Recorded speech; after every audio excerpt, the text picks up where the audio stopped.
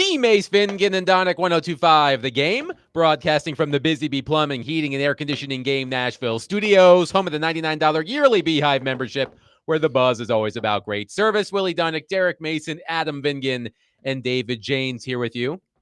Guys, I have a very important question for you.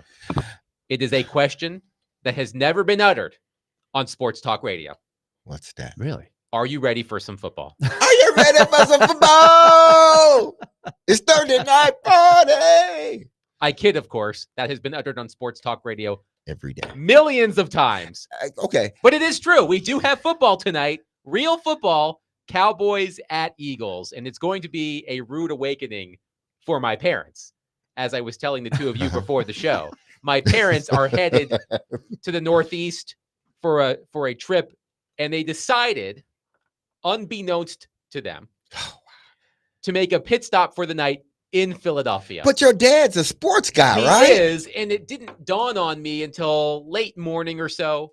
And I said to my dad, "You do realize that tonight is the Eagles' home opener, right?" Mhm. And he said, "No idea." Wow. And I said, "Watch out for some crazy people." Crazy is an If you understatement. saw But love Silver Philly Linings fans. Playbook, you know those Eagle fans. Listen, I have a bone to pick with my daughter Okay. and my ex-wife. Okay. Both of them I got a bone. But really, it's really my ex-wife, but it's my daughter too, because she won't tell me how to get it off the car. So I had to drop them off at the airport today. And my ex-wife left her car behind because she didn't want to have it in New York.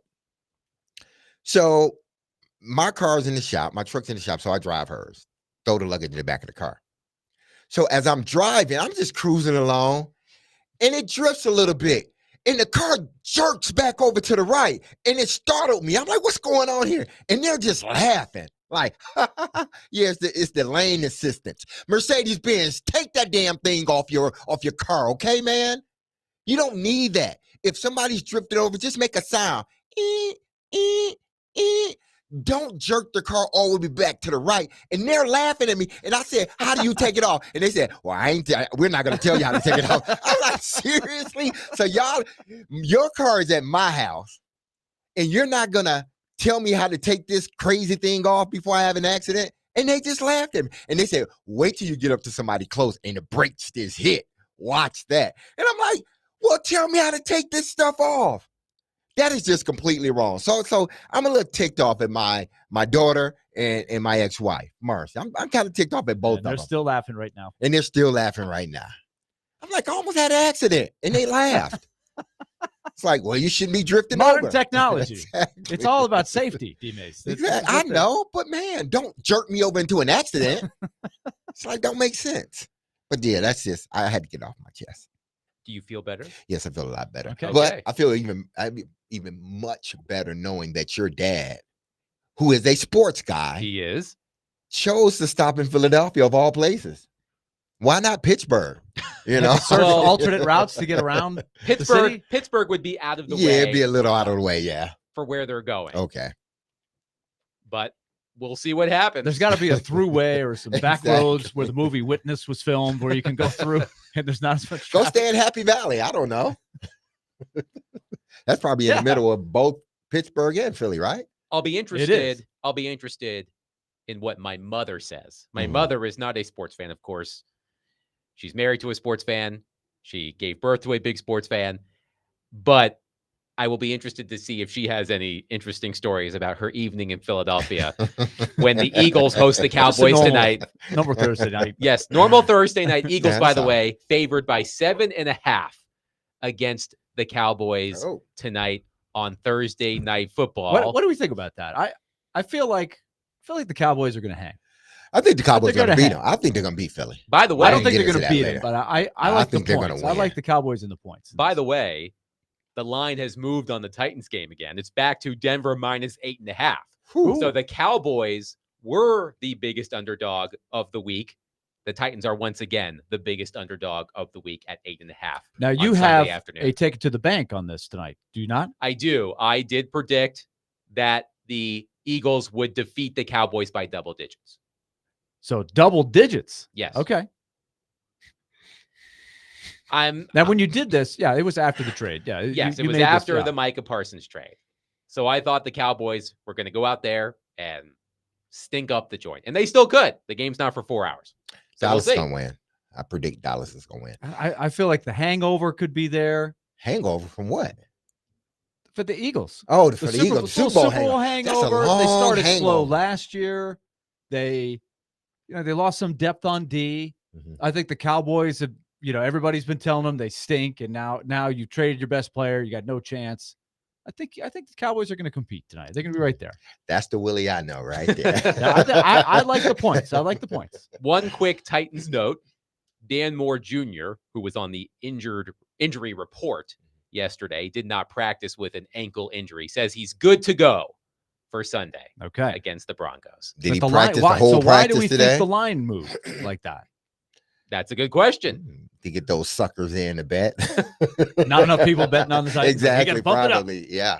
We're gonna bump it up just because nothing's changed. Oh, Io Manor is the starter. Probably that's why the bump went up. Like, I've never heard of this guy. How do you pronounce his name? Exactly. Dan Move it to Moore, 8.5. Dan Moore did practice today. Okay, good. He did Dan practice, Moore yes. did practice. So So- they heard that and said, "We're gonna up it another point." Yeah. What about our buddies? LJ. Mr. Snead. Yeah. Did he practice today? Did he practice? I'll have to look. Mhm. I will find that out. The injury report will be out at some point during our program. Denard Wilson, I really enjoy his Mhm. press conference. He gives good answers. He doesn't mess around. He answers questions, but he also has some fun terms. Like when he doesn't want to give you, they're like, how much is Jerry Snead going to play, and how much is Winston going to play? Because Mm. you'll find out Sunday when we deploy. So that's a new Yeah, word. yeah, deploy. He says, when we deploy, you'll find out. I like that. Gator Tim on our text line, driven by WilsonCountyHyundai.com, says, "I'm with D-Mace. I always turn off the lane assist in rental cars." Yeah, I don't have it on my car. It's just it's too much. Robbie Stanley texted me, said, "Yeah, I know about that brake assistant," because he said he had one on a rented car. He said, "Man," he said it scared him. It scared him. I'm just gonna leave it at that. He said it scared him. Almost, made him, hey, almost. But yeah, take that thing off your car, Okay. man. Take it off. You don't need it. So the Titans are 8.5-point underdogs against the Broncos, according to ESPN Bet. And here's how we are going to start today's show, because we all know what we're going to be watching, or more specifically, who we are going to be watching on Sunday afternoon. It's Cam Ward. So this is the question we are going to start today's show with. We want you involved on our phone and text lines, driven by WilsonCountyHyundai.com at 615-737-1025. What would we all consider a successful NFL debut for Cam Ward? And here's what I like about this question. You can answer it in many different ways. You can look at the tangibles. You know me, I like numbers. I've got a lot of data here in front of me. So I may decide that a successful NFL debut for Cam Ward depends on meeting certain criteria: completion percentage, big time throws, turnover worthy plays, etc., etc. But you can also answer it by looking at the intangibles, the feel, the vibe that Cam Ward emits. You want him to have command of the huddle. You want him to look like he's not overwhelmed by the moment. So there are a lot of different ways we can answer this question. And I will get to the data because I did some number crunching last night and today. But here is what I want you all to do at 615-737-1025. Tell me what you would consider a successful NFL debut for Cam Ward. You can give me a statistical answer. You can give me an intangible answer. But I'm curious to hear what you all would consider a successful debut for Cam Ward on Sunday. So, Willie, I will toss that question across the table to you. When you are watching Cam Ward on Sunday, that game is over. And look, history suggests the Titans are going to lose and lose big. And I will share those numbers shortly. But when that game is over and you think to yourself, did Cam Ward have a good day today? What are going to be your markers for that?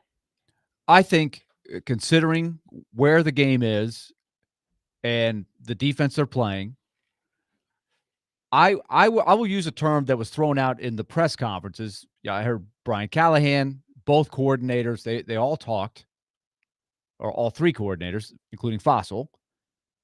And what they said was, stay within yourself. And this was Callahan and Holtz, the offensive coordinator, both echoed that. So I am looking for him not to bite at some of the traps that will be set for him. They're going to test him out. They're going to see if he will fall for the traps. I would even take one turnover. So the numbers overall, I think my theme all year is I'm not going to be too into the numbers. They will mean something. Not going to ignore them, but I'm more about the eye test and the feel. But I would take one turnover, and I would say is the overall feeling that he stayed within himself and did a good job of understanding as much as he possibly could for his first game. Derek? Oh, man. The numbers, if he has the numbers, that'd be great. I think the numbers are the icing on the cake, if those numbers come the right way, because we know numbers can, at times fool you if you're not watching the game. A guy can throw, for 300 yards, but more than half of that was in the second half when they were down 3 touchdowns. And you didn't see the game, but all you saw was the stats. For a young quarterback, and just like Joe, I want to see it, which I'm not going to be able to see at first. I would love to see his demeanor in the locker room. I would love to see his demeanor, on the field when he's warming up. How he comes back out once the team comes out. Those things mean a lot. Is he locked in? Is he focused? Is he doing something out of the ordinary? Because you don't want your quarterback doing something out of the ordinary. Stick with what you've been doing and let's go. Then once you get in the game, because that first drive, those first 2 drives are going to be critical. They're going to be critical for the offensive coordinator as well as for the quarterback. I want to see how well those 2 guys are mentally locked in. Because I think if Callahan and Cam are locked in together, I think you will see it out on the field. I don't think you will see the nervousness.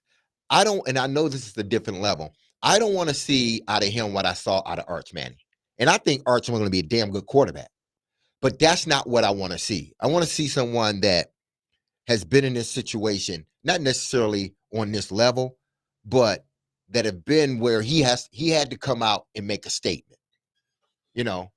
That's the type of Cam that I want to see. That he's not going to take chances, but he's going to do what he needs to do to win the football game. But that goes along with how Callahan calls the game. Those 2 guys, most importantly, they need to be locked in. And his demeanor and because he's been calm, it seems like, in preseason. But for whatever reason, when that light flicks on and the regular season starts, man, it seems like those that wilter, they wilter very quickly. And those that are made for it, you see it right away. I think that is a great answer. That's what I want to see from Cam. The numbers are going to be what they are. And I have those. Because I have some numbers. I think to your point, D-Mace, we found out quick that Will Levis went the wrong way. Exactly. In that intangible. Because you're right. I think you want to see how he reacts to the adversity when it hits, and it's going to hit. And that article we dove into head first yesterday and had a lot of great discussion on, and our listeners were great with that too. I think it illustrates that part of it is there's so much to learn and process for somebody at that level making the transition. I don't care how prepared you are. You're going to go into the fire and you're going to experience it. When Will Levis went into the fire, he melted. He could not get through it. And Ward is going to go into that fire, but how does he handle it? I think we have a sense that he's going to do a better job. I think he looks like he's got what it takes to get through that, and he doesn't have a lot of help around him. So it is going to be tough, but that is a key question. I'm reminded of 1 year ago, because remember, the Tennessee Titans opened the season last year at Chicago for the NFL debut of the number 1 overall pick at quarterback, Caleb Williams. And the Bears won that game. But remember how Caleb Williams performed in that game. He completed 14 of 29 passes for 93 yards. Mhm. Did not throw a touchdown or an interception, fumbled once, and was sacked twice. According to ESPN, Caleb Williams was off target on 31% of his throws in that game and averaged 3.2 yards per pass attempt. I can't imagine if the Titans pull off an upset against the Denver Broncos and Cam Ward has a game like Caleb Williams did against the Titans last year, that Titans fans are going to be giddy about Cam Ward. Yes, they win the game in this scenario, but that just goes to show you, to your point, and I acknowledge this even as someone who loves numbers, that numbers are not the end-all be-all because the Bears won the game. And I don't remember what the reaction was in Chicago the next day, but Caleb Williams did not put on a show against the Tennessee Titans. Will Levis bailed out Caleb Williams in that game. Caleb Williams did not play like a winner in that game against the Titans 1 year ago. So I just want you all to keep that in mind. Also, since 2000, quarterbacks drafted number 1 overall who started week 1 the year they were drafted are 2, 8, and 1. Here are the quarterbacks: Caleb Williams, Bryce Young, Trevor Lawrence, Joe Burrow, Kyler Murray, Jameis Winston, Andrew Luck, Cam Newton, Sam Bradford, Matthew Stafford, and David Carr. David Carr and Caleb Williams won. Kyler Murray tied. The rest lost. So 2, 8, and 1. Nick Suss of the Tennessean pointed this out today. In the entire history of the NFL, only one quarterback picked number 1 overall has ever started and won on the road in week 1 of his rookie season. Coincidentally, it was John Elway. So, But look at his stats for that game. If I remember it correctly, he was not good. I will have to look. I will pull it out. Okay. Some other numbers quickly. Those Because also keep in mind, John Elway was the first pick in the draft, but the Broncos were not the worst team in the league because there was a draft day trade, a famous one with the Colts. So he wasn't on a bad team like most, if not the rest of the first overall picks, right? That's part of being the first overall pick. You're coming in on the team that was the worst in the league. Those 11 quarterbacks since 2000 in those NFL debuts had a combined completion percentage of 53.8%, averaged 237.8 passing yards.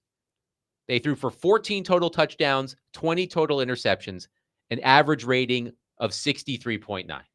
So not sparkling numbers. Here's John Elway's line from the 14-10 win in his NFL debut in 1983 against Pittsburgh. 1 for 8 for 14 yards, 1 interception. Sacked 4 times.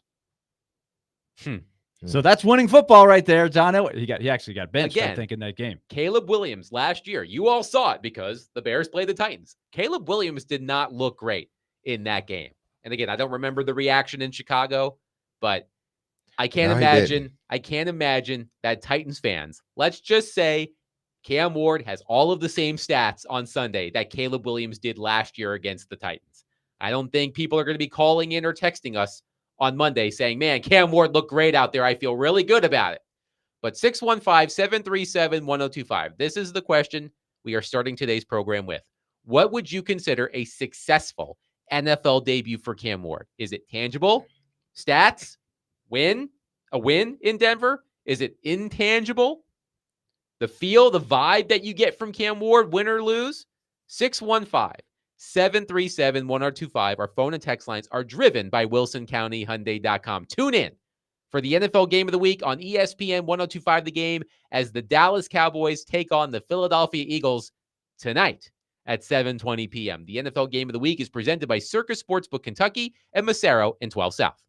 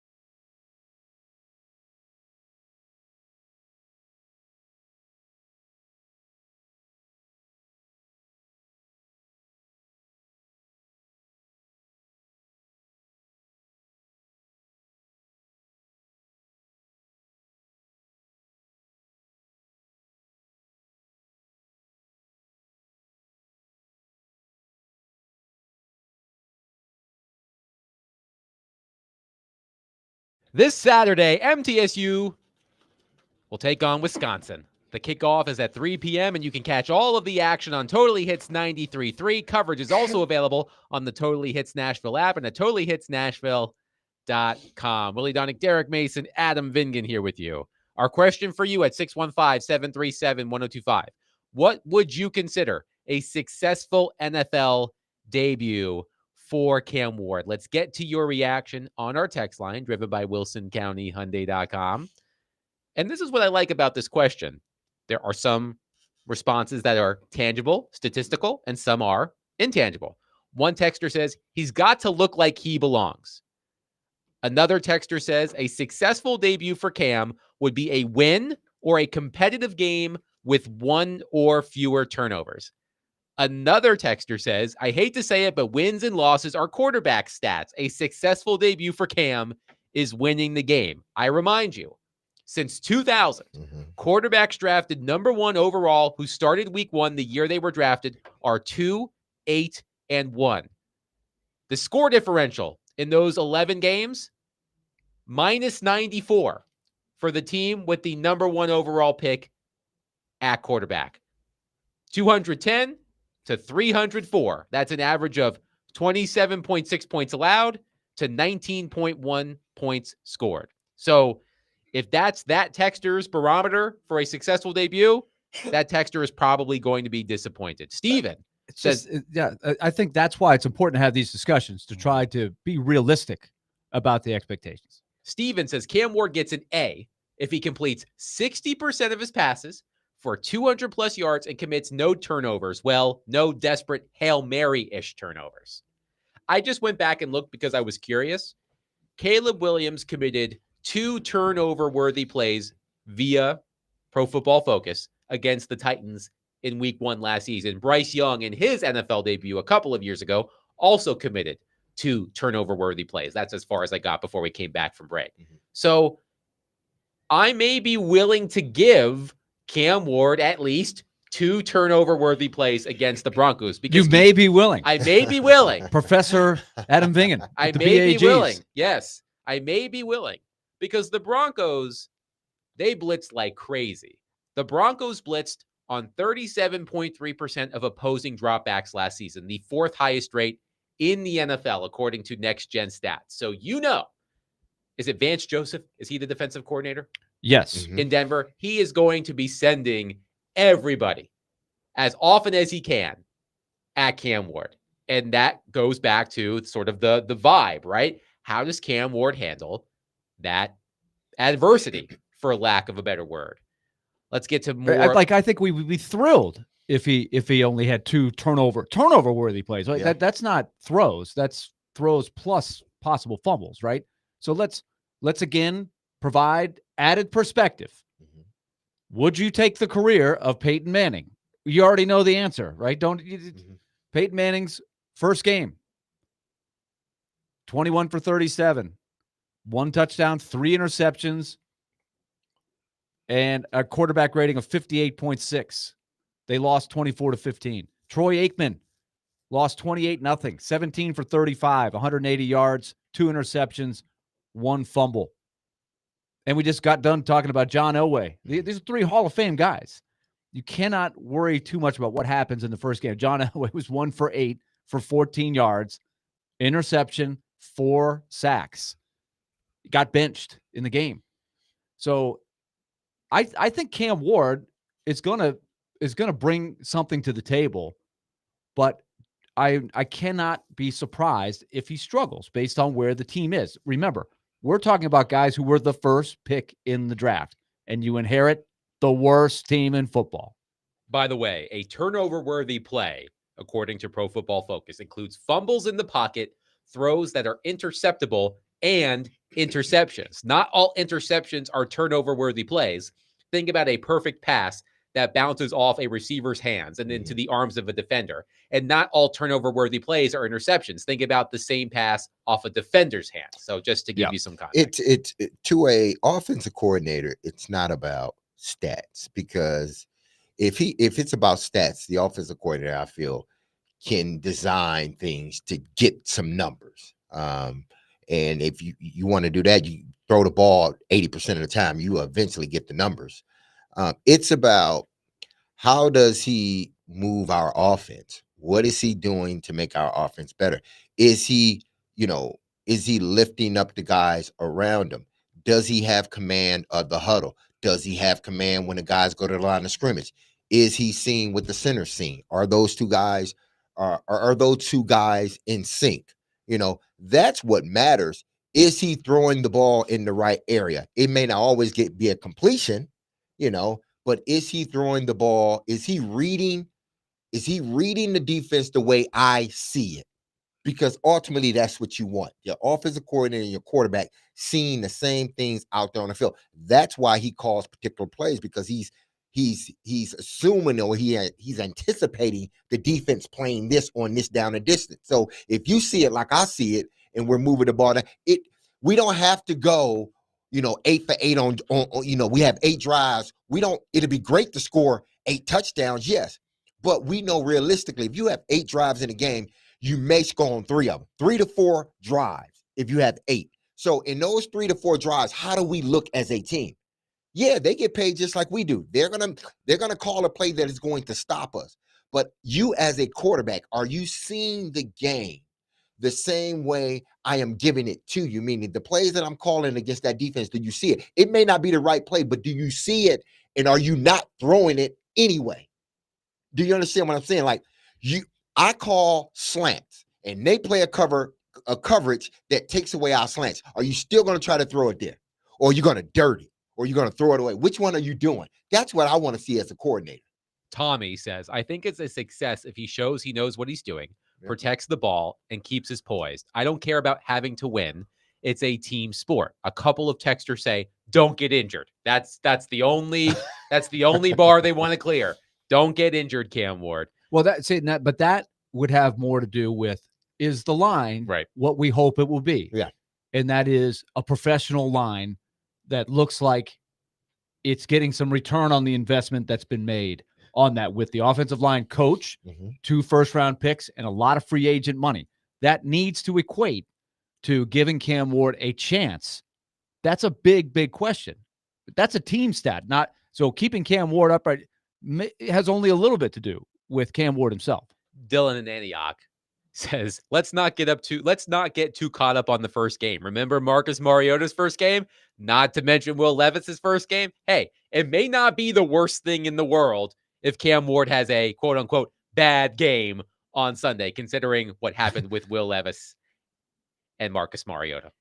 This is true. Yes. Well, and the uniqueness of Marcus Mariota's first game was he was playing the guy that was the first pick in the draft, and Jameis Winston I don't think he had a great game in that game.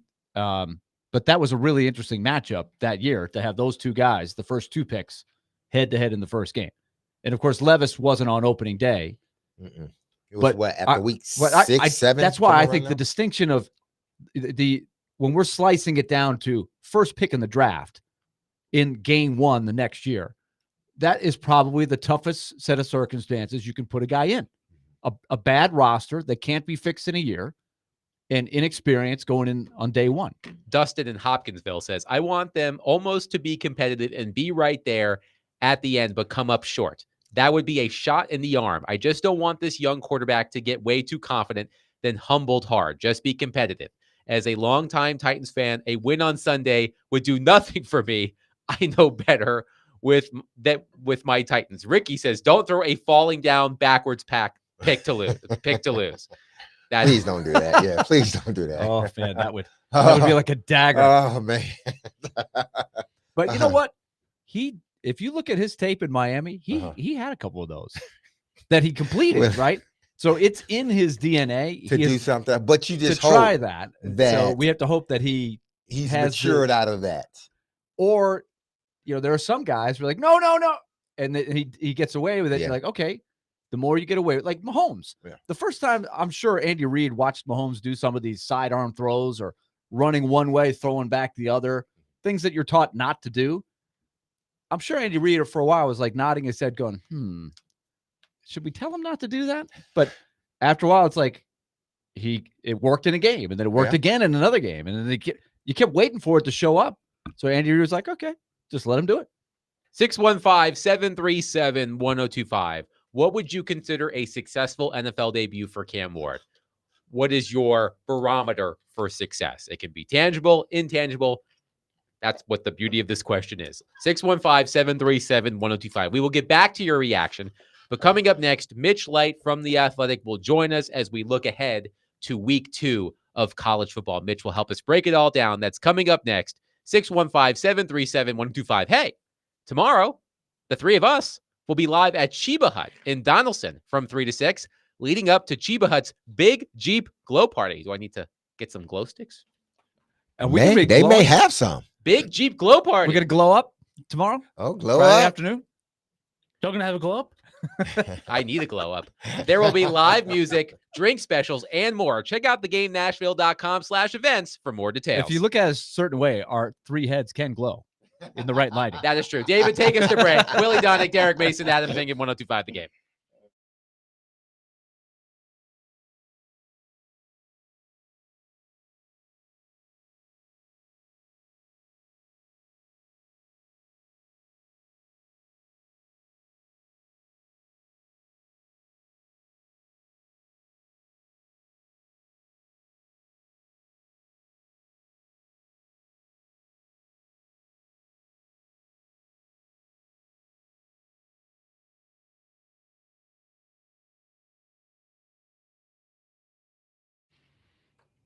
Hey, that I was reminded of the Predators just scoring there. Hey, I like that song. Hey, are you trapped in a high rate mortgage and you're watching your money go down the drain each month and you're like, man, that interest rate is killing me right now? At Loan Pronto, they're delivering the lowest mortgage rates in 3 years. So jump on this opportunity right now. It's the rate reduction home loan program that Loan Pronto has. Streamlined, it's low cost, slash your house payments by hundreds of dollars a month, and you can skip your next 2 house payments entirely. You can lock in a fixed rate as low as 4.99% APR. And these rates are not going to last forever. So call Loan Pronto now for the free, no obligation quote. 615-499-5780 or loanpronto.com. That's 615-499-5780 or loanpronto.com. Get more money in your pocket. Skip those next 2 house payments. 615-499-5780, loanpronto.com. Equal housing lender, NMLS 166-1781, subject to lender approval, NMLSconsumeraccess.org.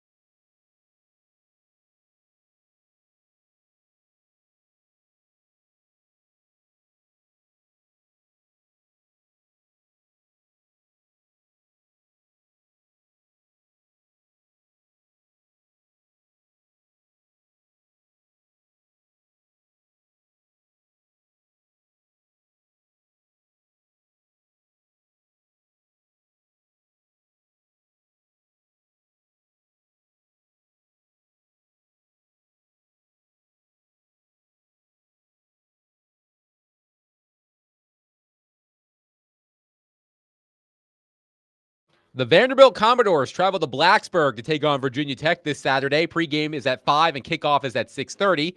Vanderbilt football brought to you by Gary Force Acura and Smoky Mountain Tops. Willie Donick, Derek Mason, Adam Vingan here with you. Pleased to be joined on our phone line, driven by WilsonCountyHyundai.com, by the Athletics' Mitch Light to help us break down week 2 of the college football season. And Mitch, let's stick with that game I just promoted, Vanderbilt at Virginia Tech. I heard Robbie Stanley say this morning on Robbie and Rexroad, and I couldn't agree more, and I want your opinion on it as well.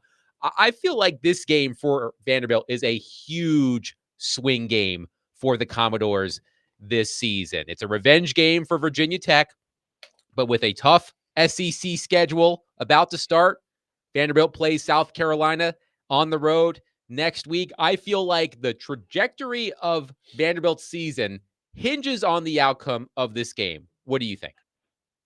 Wow, that's bold. Well, actually, not really bold. It's putting a lot of emphasis on one game, but I don't disagree. I just think it's going to be very interesting to see how they play, how they look in a difficult road environment. And we can talk in a minute about how good Virginia Tech is. But if you go out and you win this game, it kind of maybe you reassess externally. I know they have their own internal goals, but those of us that look and count wins and losses, you might reassess what you think this team can do. If they lose this game to a good but hardly great Virginia Tech team, you start looking at the schedule and you say, okay, can you get to 6 wins? Can you get back to a bowl game? So obviously winning or losing is the most important, but I'm also very interested to see how they look on this in this game, because, we didn't learn much last week. Obviously they took care of business, which they haven't always really done against inferior opponents, but we'll learn a lot more this week. The game of the weekend, number 15 Michigan at number 18 Oklahoma. I believe College Game Day will be in Norman. It's an intriguing quarterback battle, Bryce Underwood versus John Mateer. What does each quarterback need to do to win that game? Yeah, I think there's a lot more pressure on Oklahoma in Mateer. He's kind of seen as the savior, him and, bringing him and Ben Arbuckle, the offensive coordinator from Washington State, and kind of to save Brent Venables' job. Mateer had good numbers in there. I think they played Illinois State. He's a really good dual threat guy, as we know. I didn't watch much of the game, but just from reading and looking at the stats, they didn't run the ball great, and that's kind of a problem. Michigan's, traditionally a very good defensive team. So I think there's a lot of pressure on Mateer and that entire Oklahoma offense to look the part. I think for Michigan, it's, not house money. This team has big goals, but they're kind of clawing their way back to where they want to be after a dismal offensive season. And we saw a lot of good things from Bryce Underwood last week, the freshman, but this is an entirely different animal going on the road. First road start, we, not exactly comparable, but we saw what happened to Arch Manning in his first road start last week. Brent, for all of his struggles as a head coach, Brent Venables is a very good defensive coach. They're going to do a lot of things to try and make life difficult for Underwood. And I think the big thing, as good as Underwood might be, I just don't know how good their weapons are. And that's kind of been the problem at Michigan the last couple of years. Even when they've been really good, they just haven't had that difference maker at wide receiver. So that can put even more pressure on him in the offense, the running game, if they don't really threaten you on the outside. We're talking with Mitch Light of The Athletic, discussing college football, particularly the SEC.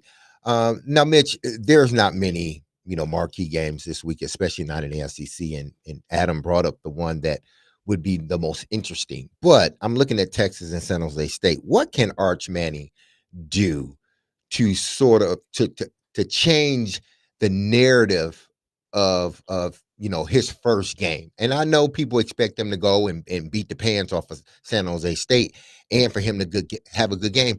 Does he just need to have a good game, or does it need to be more? I don't think can change any narratives until they enter the early next month. They go to Florida, and then they play Oklahoma and Red River. I think he obviously needs to play well. They play San Jose State, who lost at home to Central Michigan. They play UTEP, one of the worst FBS teams, and then Sam Houston State after that. So he needs to play well, because if he doesn't, if he struggles, and I don't think he will. He played well last year against inferior opponents. So I just think they need to go out and take care of business. I'm sure they're not going to ask him to do a ton in these next few games, and just kind of this corner, you just return to his roots, have some fun, win some games, because there's going to be a ton, especially Florida. gets off to a good start in this first month, that trip to Gainesville on October 4th, it's not going to be as hyped as the trip to Ohio State, but there's going to be similar talk about Arch Manning because the pressure will be on him to play well in that game. Now, from what you've seen this past week with college football, Lenore Sellers had a wonderful game. Obviously, Nussmeier as well. Which one of these quarterbacks do you think has proven to be, at least in week one, the best quarterback in the SEC? The different guys, I would take Nussmeier. I think Nussmeier is really, really good. Difficult environment, shook off not a great first half. I just think he's fantastic. They've upgraded at wide receiver. I know they're both considered good NFL prospects. Sellers can beat you so many different ways. That first quarter touchdown run was great. I think a lot of teams like to kind of challenge him to stay in the pocket and make those big third down throws across the middle. Nussmeier, there's no questioning his ability to make those throws, but it's a good year for quarterbacks in the SEC, Derek, and I think those are, right now, the two best guys. We're talking to Mitch Light from the Athletics, setting up the weekend in college football. So, Mitch, you alluded to it earlier. Let's look at the Vanderbilt-Virginia Tech matchup. Last year, it was really a classic game, and I was I was thrilled at the time that Vanderbilt won based on what the previous product looked like the year before. I wasn't sure what to expect. And then by the end of the game, Clark Lee was thrilled that they won, but he was like, we shouldn't have let them back in the game. Like Vanderbilt, if you recall, was winning the game handily. Virginia Tech made a great comeback and took the lead. Vanderbilt pulled it out. So now let's fast forward to today. What's the matchup look like? Yeah, different teams because, the portal, as we know. But if you watched Virginia Tech on Saturday or Sunday, I think it was, I thought, despite the loss, whatever it was, the scores ended up one-sided, I thought defensively they looked good. I thought they're very athletic on defense, and I think that's for Vanderbilt. The matchup you've got to worry about is because for all Vanderbilt did well in the Charleston Southern game, they had some protection issues. In the first half, they had several holding calls, and, Clark Lee kind of shook it off, and maybe his concentration issues, all that. But whatever it was, they did, if you have trouble blocking Charleston Southern, you're going to have trouble blocking Virginia Tech. The key for Virginia Tech is they beat themselves. And that's been Brent Pry during his tenure. Everyone's made the record like 1 in whatever it is in 11 in close games. And, sometimes you look at that and you think it's fluky, but if you've seen Virginia Tech, they just do dumb things. If you remember in the Vanderbilt game last year, they forced a punt and forced Vanderbilt to punt maybe 4th and 10 from midfieldish. Well, they had two guys at the same jersey number on the punt team. Vanderbilt moves up 5 yards. Brock Taylor kicks a long field goal. That makes a difference in a game that goes to overtime. On Saturday at one point, or Sunday, they forced a punt. They lined up incorrectly, or they punted. They lined up incorrectly. South Carolina made them punt it again. South Carolina returns it for a touchdown. Those things keep happening to Virginia Tech. And Kyron Drones, the quarterback, for all how exciting he is and some of the good things he does, he's like a fifth-year guy, and he still makes dumb throws. I don't know if you guys watched that game, but he threw into triple coverage in the end zone. So Vanderbilt needs this is obvious, but limit its mistakes and kind of hope Virginia Tech shoots itself in the foot and makes the mistakes. Getting off to a good start would be key. It's a night game at Lane Stadium. It's sold out. They're going to be hyped, but it's also a fan base that doesn't really like its coach. And if they get off to a bad start, there's going to be some nervous energy in that stadium. And I think Vanderbilt can maybe play that to its favor. But it's an interesting matchup. Tech's favored by, last I saw, was just 1 point, which kind of tells you that the odds makers think Vanderbilt's the better team. Typically 2.5, 3 points for the home team. So really intriguing Saturday night game. Do you think, based on what I asked you last week, when you saw it, and as you mentioned, it's hard to gauge against Charleston Southern. They just didn't bring anything to the table. But do you think that Vanderbilt addressed their speed on the outside with Trey Richardson, who made some really eye-popping plays, albeit against low competition, and a couple other guys that they brought in there with the usual guys that they've brought back, like Stowers and Cedric Alexander and, of course, Pavia? Yeah, clearly. Richard, you mentioned Richardson had some nice plays. And one thing the receiving corps did, too, I think they made some nice catches, on balls that maybe weren't perfectly thrown. So not, Diego Pavia obviously had a good game, but I thought his receivers did a good job there. And one of the other guys was Caleb Barnett, who scored that first touchdown. He's a freshman. He's really small. He needs to add some bulk before he can kind of be a regular contributor. But as you saw with that one play, I think they're going to have certain packages in there to take advantage of his speed. So yes, I do think Vanderbilt definitely addressed its speed. We'll find out obviously a lot more in the coming weeks, but through one game, I think they passed that test. Intriguing league matchup here. Ole Miss at Kentucky. Kentucky, you know, they've got sort of an underrated fan base. I think they'll have a good hostile environment. It's a 2:30 game. They beat them last year against Ole Miss. Really good test, I think, for Ole Miss and some of the new guys that they've got in the key positions. Yeah, it's Kentucky struggled offensively in their opener. I think it was 24-16 over Toledo. And that's not a bad win. Toledo's the preseason favorite in the MAC. They've got a good offensive team, so that's a good defensive performance. But, you know, Zach Calzada, who is in his 6th or 7th year, has been at Texas A&M, Auburn, Incarnate Word, and now Kentucky. He was 10 of 23 for 85 yards, averaged 3.7 yards per attempt. That is not very good if you guys follow football. And Kentucky got hit hard in the portal. A wide receiver losing Barian Brown to LSU and Dane Keys to Nebraska. So they needed some new playmakers there. So I'm really concerned about this Kentucky offense. You know, we didn't learn anything about Ole Miss. They beat an inferior opponent last week.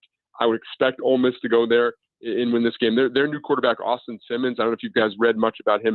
Really interesting case. He reclassified by 2 years. He was originally a class of 2025 kid who was committed to Florida, jumped up 2 years. He was homeschooled to the class of 23. He sat behind Jackson Dart the last 2 years, and they love him there. Had a good week last week, so I'm interested to see what he can do against a pretty good Kentucky defense. All right, so Mitch, I think Adam will enjoy this question as a North Carolina hater. I saw Indeed. some negative stuff towards North Carolina on Twitter from Adam. I thought that was very mean-spirited. Yes, I thought he was a yes, nice person. it was not sugar-coated. It was not, but Mitch, I just want you to know before Willie asks you this question. Where I was born, you learn your ABCs.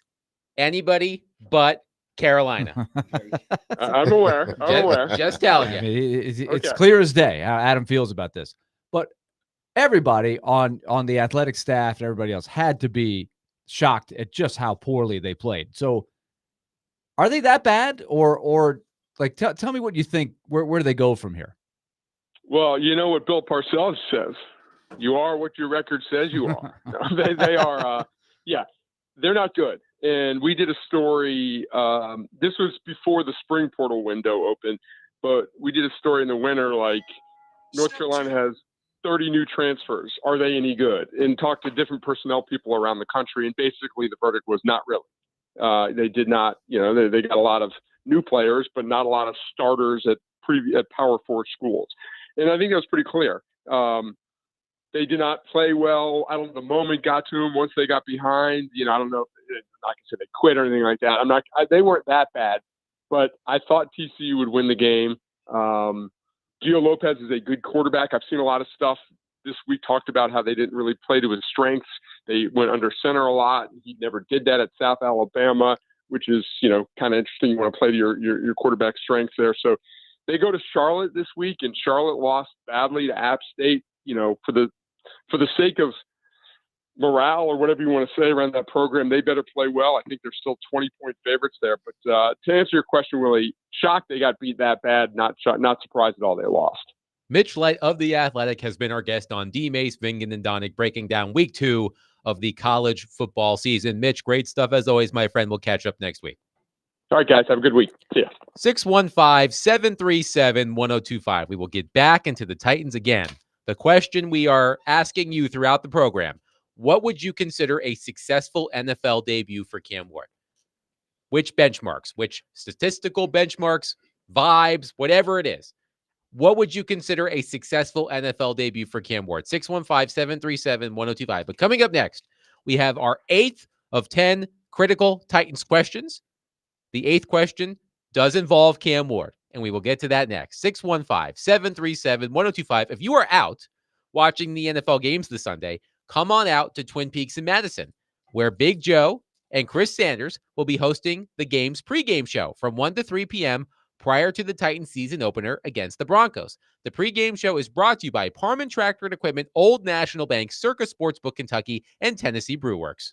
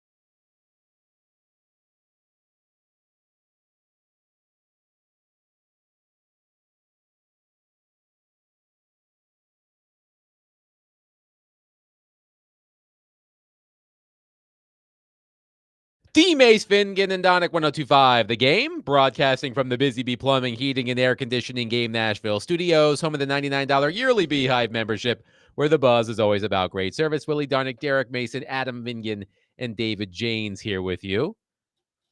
3-ish hours until kickoff of the NFL season. Cowboys at Eagles. By the way, you can hear that game right here on 1025, the game, starting at 7:20. But let's get back to our critical Titans questions. We are on question number 8, which means tomorrow we'll have to do questions 9 and 10 because Labor Day screwed us up. So here's question number 8. We've been talking a lot about Cam Ward. We will continue to talk about Cam Ward. This was Willie's question. I'm going to read it because I have it in front of me.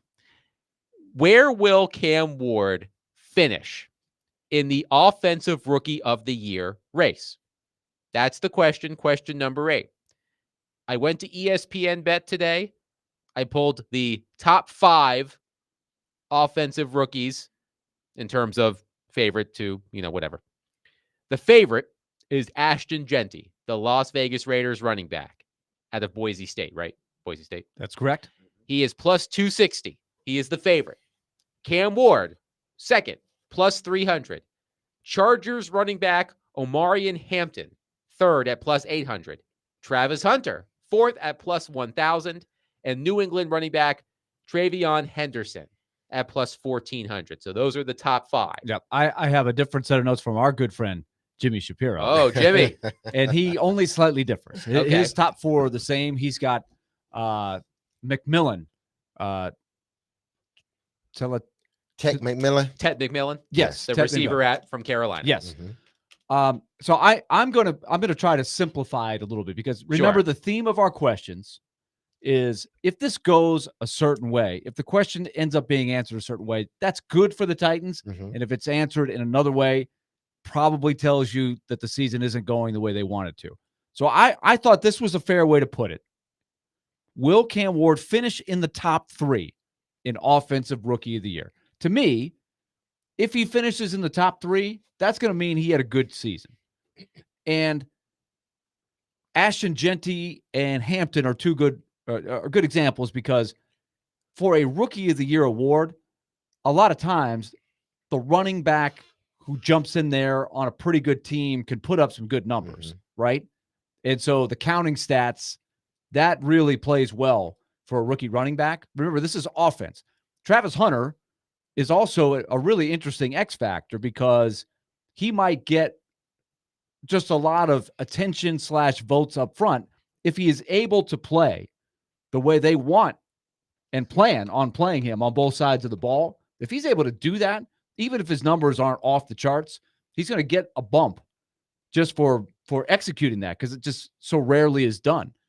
So Ward has the advantage of being really the only quarterback who is likely to be in this thing unless Jackson Dart becomes the starter pretty soon.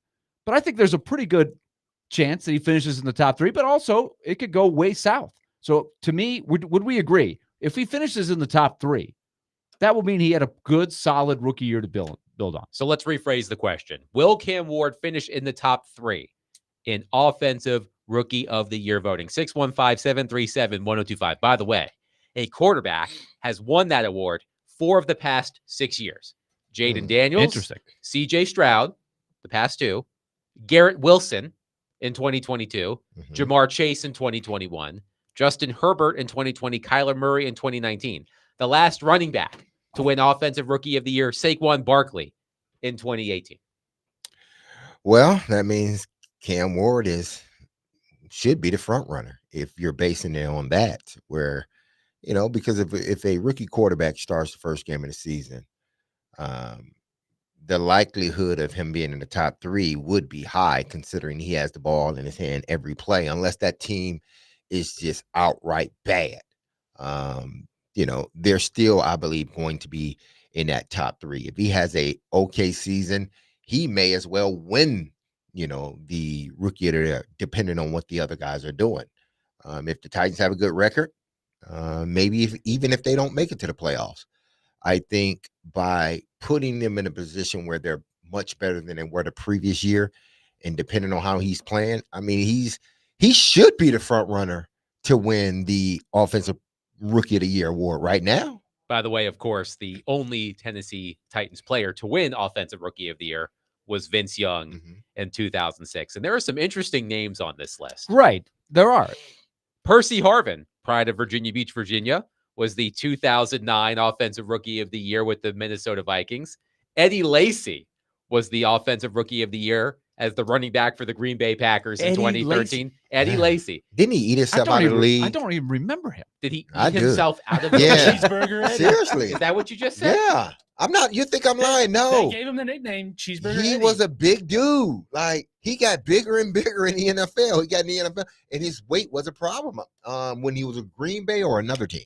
But yeah, he wasn't that Lacy you remember in Alabama. He still was a hell of a runner, but man, he had some cheeseburgers. He got thick. Yeah, he got thick. At one point, two he Cs. weighed, according to ESPN, he weighed 266 yeah, pounds. he's a thickums. Goodness. Some thickums. Junk in the trunk. But here's a couple other guys that you could see having a really good rookie year, right?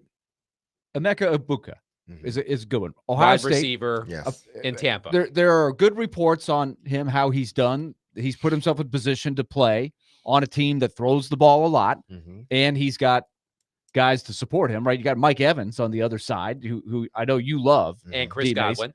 You got the veterans, right? So he could have a good year. We know Tyler Warren is going to be heavy in the plans for the Colts. That's a guy that you could see having a good year. So some of this answer to the question is relative to how many rookies make an impact, right? You could be in a particular season where you have a good year, but there's 5 other rookies that all do well. And at the other side, you may not have the greatest rookie year, but it's a year where rookies just aren't doing much, and you could finish in the top 3 that way. So we don't know how it's going to play out. But I think regardless of how it does, if Ward ends up in the top 3, that is a check mark for the Titans saying, good first year. Would we agree with that? Yes. Mhm. Here are the odds again, according to ESPN Bet, starting with the favorite. Ashton Genty, Cam Ward, Omarion Hampton, Travion Henderson. So that's actually moved since I looked at it this morning. Travion Henderson is moved to 4th, Travis Hunter 5th, Tet McMillan, Emeka Egbuka, RJ Harvey, Matthew Golden, Tyler Shuck, who was not starting, Jackson Dart, Caleb Johnson, Tyler Warren, and Colston Loveland. Here's another one that's on the radar for the one I'm looking at, and I've been hearing about this guy. But here's an example of what I said before about the running backs. Ja'Cory Krosky-Merritt, a sleeper in a lot of fantasy picks because the way it's falling with Washington and the running back situation, they traded, what's his name? Robinson. Brian Robinson. Brian Robinson. They traded him. And Austin Eckler is seen as more of a 40 years specialist. old. He's old, and he's he's a a guy that's going to be great catching the ball out of the backfield. He's actually only 30, but he feels like he should be 40. And he's probably not an every down back. So there's an opportunity for somebody there to get some carries on a really good offense where everybody's going to be concentrating on Jaden Daniels. So that's a no-name guy that could end up, and I hope he does because I picked him on my fantasy team. He could put up some numbers. One texter says Is that why you bringing him up? That's why I brought him up. I noticed his name right there, and I he's wasn't done like, his who's that homework. guy? He's done his homework. Yeah. One texter says Cam Ward will finish 4th in Rookie of the Year voting behind Ashton Genty, Travis Hunter, and Omarion Hampton, the Los Angeles Chargers running back. Here's another name. Okay. And put this together. The name and the market he's in. Cam Scatterboo. We all watched him have a great playoff Love game. that guy. Yeah. Boot and rally on the sideline. Right. The boot and rally, right? Yes. He threw up on the side. He was a character in the college game. They made the playoffs. He's a unique, fun guy. And where is he playing? The Giants, right? The Giants. Yep. So in New York, you think they're not going to hype him up if he's putting up numbers? These are the things that affect the vote. So that's why. So I'm putting it to you guys. So you guys have to answer the question. Top 3 for Cam or no? I say yes. Yes or no? I say yes. I will also say yes. You're saying yes. I'm saying no. Oh. For the Okay. reasons I said. Then give me the rookies you will have in front of him right now. Well, I think Genty's just going to get the ball a ton. I saw people Yes. picking Genty first overall in fantasy drafts. That's Oh, how wow. that's how people are just thinking he's going to get the ball a ton. Oh, they're going, yeah, they will. The Chargers love to run the ball. Hampton, I think, has got a great opportunity. I mentioned Krosky Merritt. Travis Hunter is going to get all kinds of attention if he's doing anything. And I just don't think in this market, if it's close, if the team isn't winning, I just don't think there'll be a lot of votes rolling towards Cam Ward automatically because he's the quarterback. I think Ted McMillan could be a sneaky bet. I've been reading a lot about can the Carolina Panthers be a sleeper team this year? And Ted McMillan would play a big role in that if that were to happen. So Willie's question, we'll get to your text and calls right now at 615-737-1025. Will Cam Ward finish in the top 3 in offensive rookie of the year voting? 615-737-1025. I want to hear from the people. Why do I feel like I've been the negative guy? You Yeah, have been. I've Willie. been the negative guy answering my own Yes, questions. You have been, man. I'm trying to bump my that's a shocker, reputation. man. That's It's- a shocker. I'm glass half empty It's guy. unlike you. Exactly. Yeah. Very unwilly-like. Willie has never seen a glass half empty. No. He always sees Absolutely. them half Absolutely. Apparently not. I'm voting the other way. I'm going the half empty guy. 737-1025. Yes. What's wrong with Willie? No, Here's answer the another- question. Answer the question. Here's another sleeper, Luther Burden III. Where is he? He's in Chicago. Hmm. It's a sleeper. Just watch He's out. in there. He's 50-1 Dustin from in Hopkinsville. the Jimmy Shapiro. Oh. If we ever meet Jimmy Shapiro, I don't know what's going to happen. Like, we're like, no way. Will he know You're that he Jimmy sent Shapiro? the email to you? Does he know everybody on the email? then? That's the Exactly. question.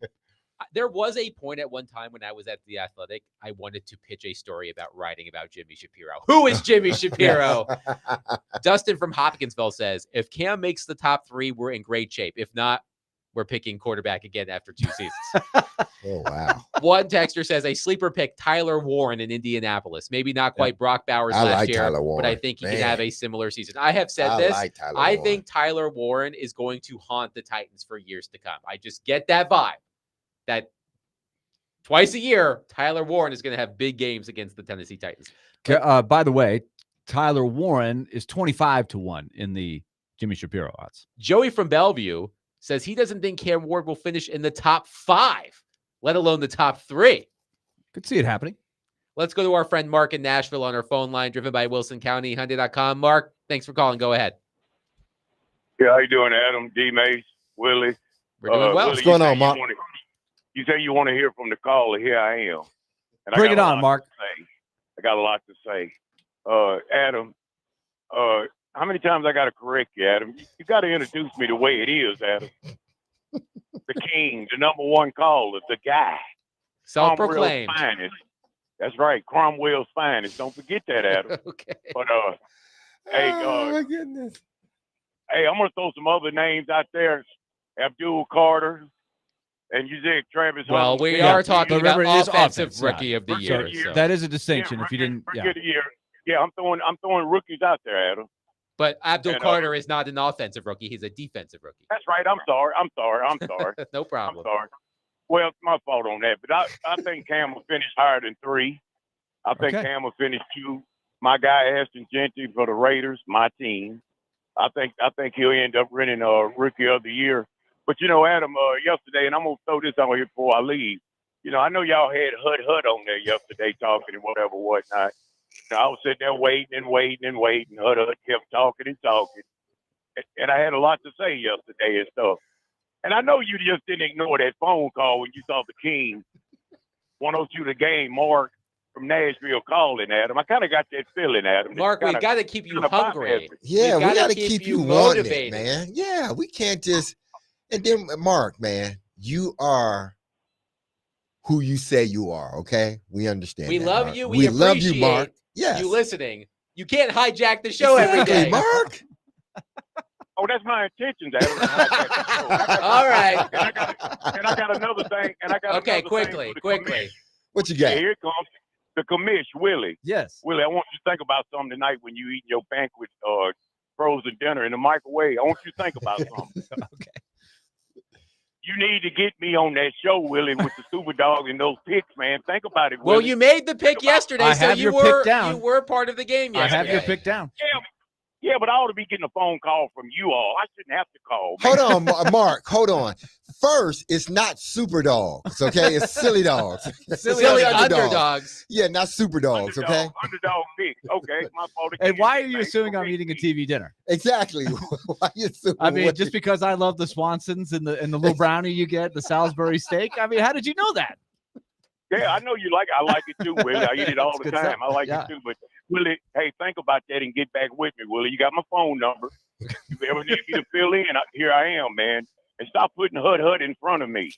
Y'all got to stop doing that, man. I like Hud, but you got to put it. You got to stop that. But hey, man, y'all have a good day. Love y'all. Thank All you. right, See- thank you, see- Mark. Oh, my Appreciate it. goodness. Oh my goodness. So, Mark, you know we still love you. Even if we leave you on hold, we still love you. But we got to get through the show, man. Everybody's picturing me Yes. now on my knees with my little TV dinner in front of the TV, watching the pic- game. No, I do you pictured have- you having do a you have TV the tray. tray? Like, tray, You have the yeah. tray? You got to have the tray. Okay. Yeah. Picture you having the tray. Yep. I Are used to sit next to my little brother, and my mom would bring out the Mhm. TV dinners, and man, that was the place to be. I used to try to slide the vegetables one by one from my tray to Your his brother. tray.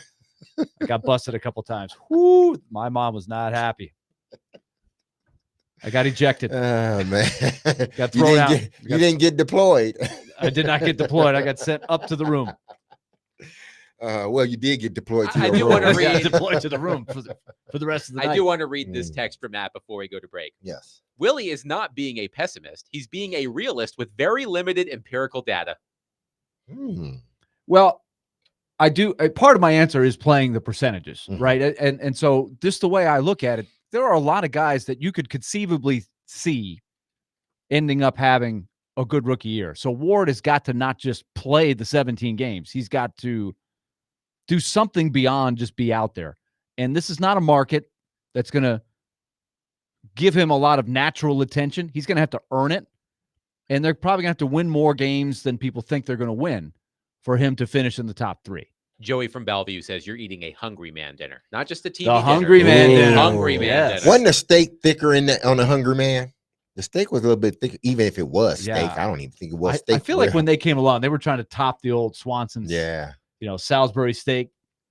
They're I don't like, oh, think we I've can do ever- better than that. I don't think I've ever had a Salisbury You steak. never had one? No. Boy, when I was little, they were good. They were treats almost like. Big Why, treats, why is yeah. the steak from Salisbury? I don't I don't really know the story I behind don't know Salisbury if steak. it was a real steak. That's what I'm saying. That's probably true. Yeah. All right, let's get the show back on track. 615-737-1025. Now I'm starving for a hungry man, which I've actually never had, but now I kind of want one. 615-737-1025. Our 8th of 10 Titans questions ahead of the season opener. Will Cam Ward finish in the top 3 in offensive rookie of the year voting this season? 615-737-1025. We will take your reaction, but coming up next, we are going to switch to the other side of the ball. How much improvement should we realistically expect from Denard Wilson and the Titans defense this season? We will discuss that coming up next. 615-737-1025. On September 18th, Tim McGraw will be performing at Trinetics' Rock the Cradle in Nashville, a meaningful event supporting newborns and moms at Ascension St. Thomas Midtown. Get your tickets now at rockthecradlenashville.org.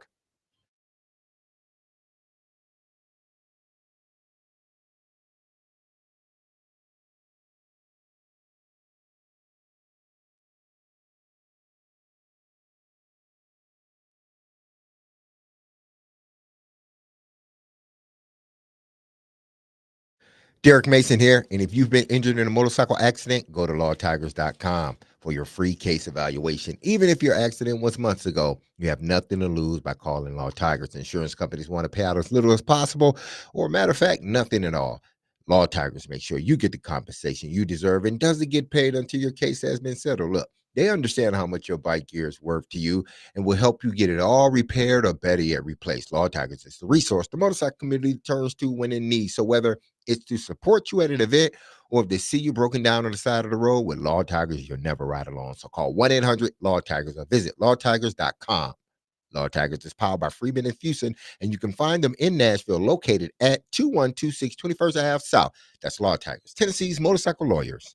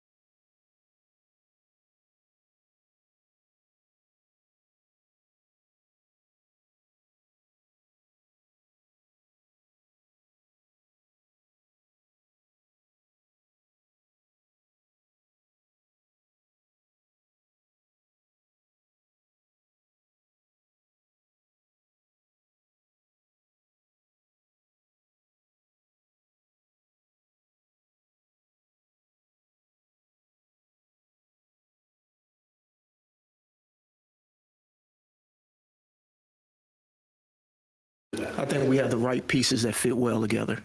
And, you know, we talk about pass rush, and you go back to last year, and, I mean, I've stated this before.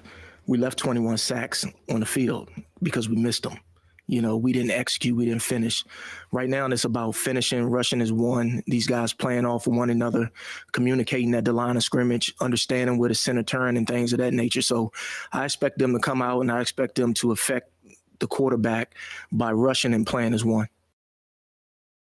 That was Titans defensive coordinator Denard Wilson earlier this week.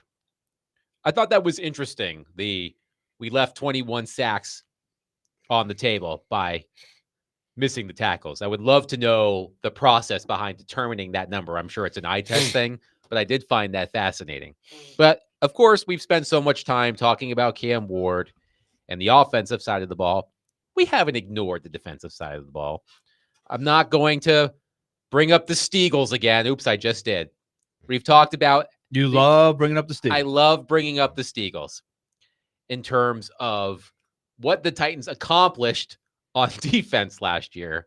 Again, a reminder, they were, I believe, second in the league in yards allowed per game, but 30th in the league in points allowed per game. That's rarely been done in NFL history, including the Steagles, which, again, to remind all of you, is when the Steelers and the Eagles joined forces in the 40s because of World War II. And they didn't have enough players on each team, so they had to combine the teams. Yes. But it was a rarity. But if you put it all together, they were not a bad defense, but they were not a great defense. And so the question is, where do they go from year two? I was really interested in Denard Wilson. I listened to the whole press conference. There were a lot of good nuggets in there. And that was the one that caught my attention the most, T. Mason. We had the one of our critical Titans questions was, will they have more over or under 32.5 sacks, which is a modest number. Like that's less than 2 per game. They had how many? That's how 32. many they had. They had 32 last year. My rationale for that question was the Titans lost roughly half of their sack production from a year ago, led by Harold Landry, who had 9.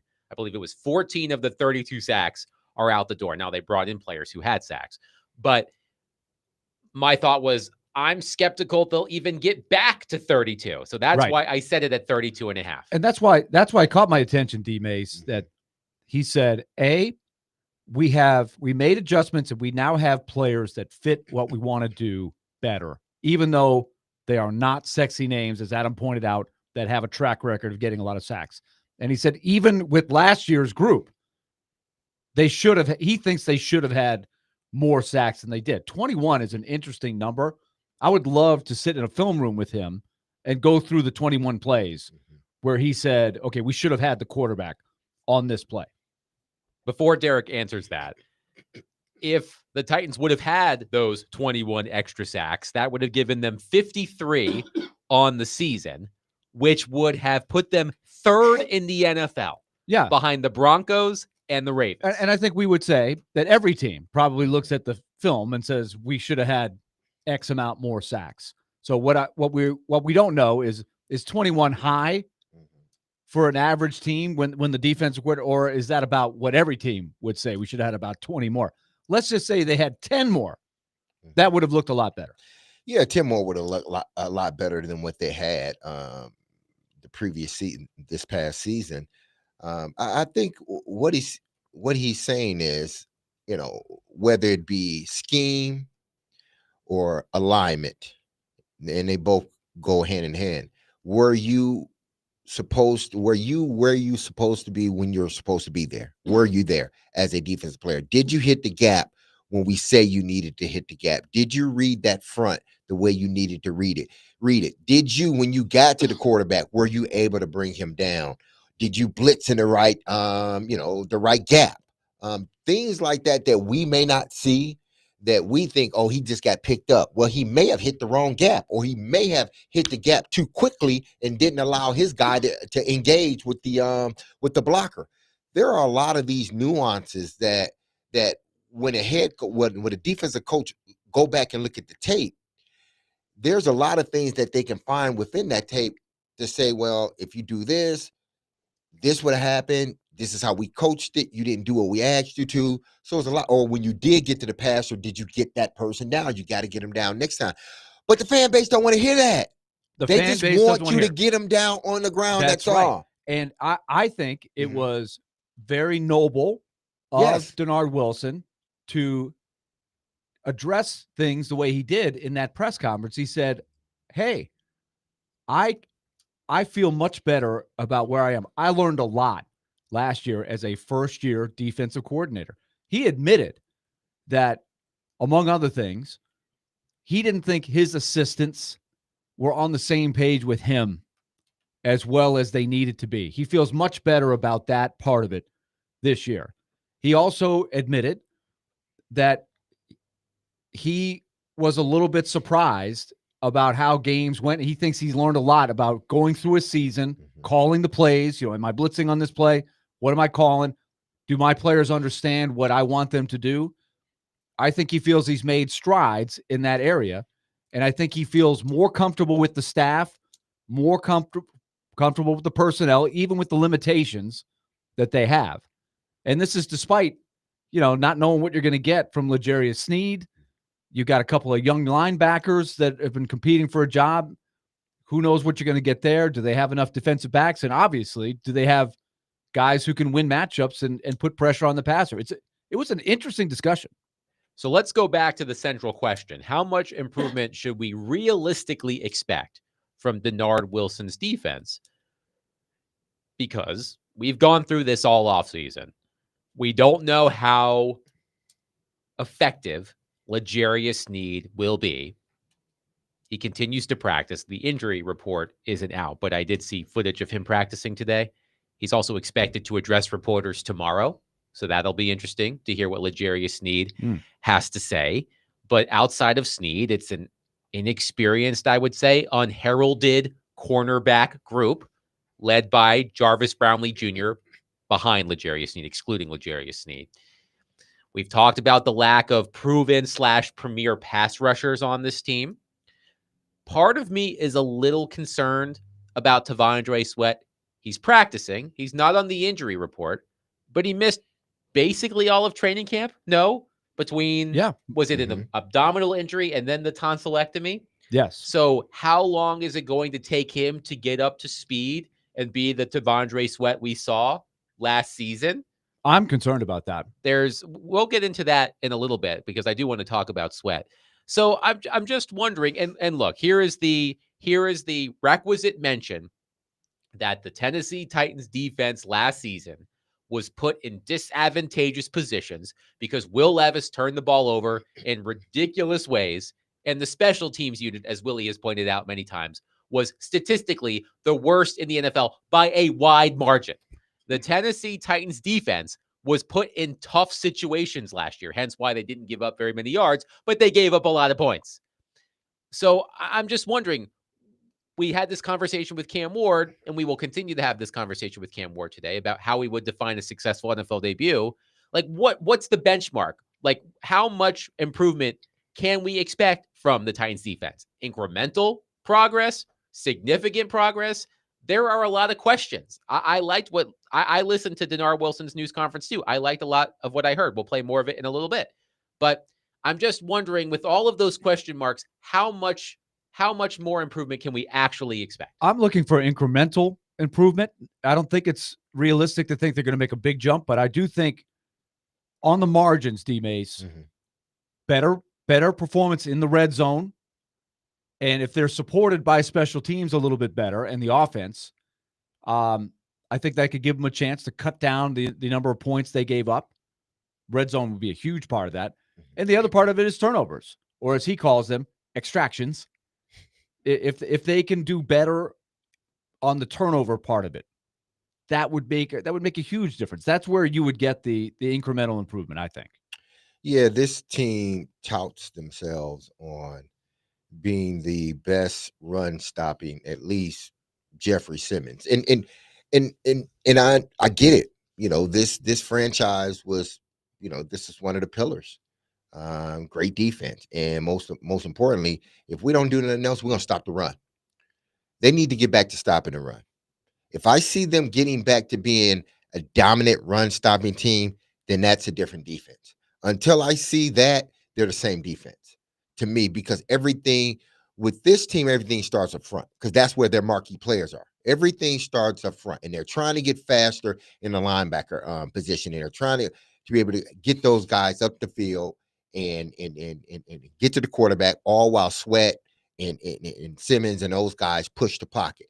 So I will know this is a good defense if they get back to being a dominant run stuffing defense. They get back to being a dominant run stuffing defense, then okay, I'm good with that. Because once that changes, everything else around you, because now you put everybody in a situation where they got to throw the football. Look at it. Every team from last year, from a defensive standpoint, Baltimore Ravens, they allowed 80 yards per game. The Minnesota Vikings, the Denver Broncos, Tampa Bay Buccaneers, Detroit Lions, Pittsburgh Steelers, all those are playoff teams. All of those teams are playoff teams. Why? Because they start with the line of scrimmage first and stopping the run. So if he can stop the run, like we hope they can, and what this franchise is built on, they're going to have a better defense by far. 615-737-1025. How much improvement should we realistically expect from Denard Wilson and the Titans defense this season? Let us know. 615-737-1025. We will continue the conversation.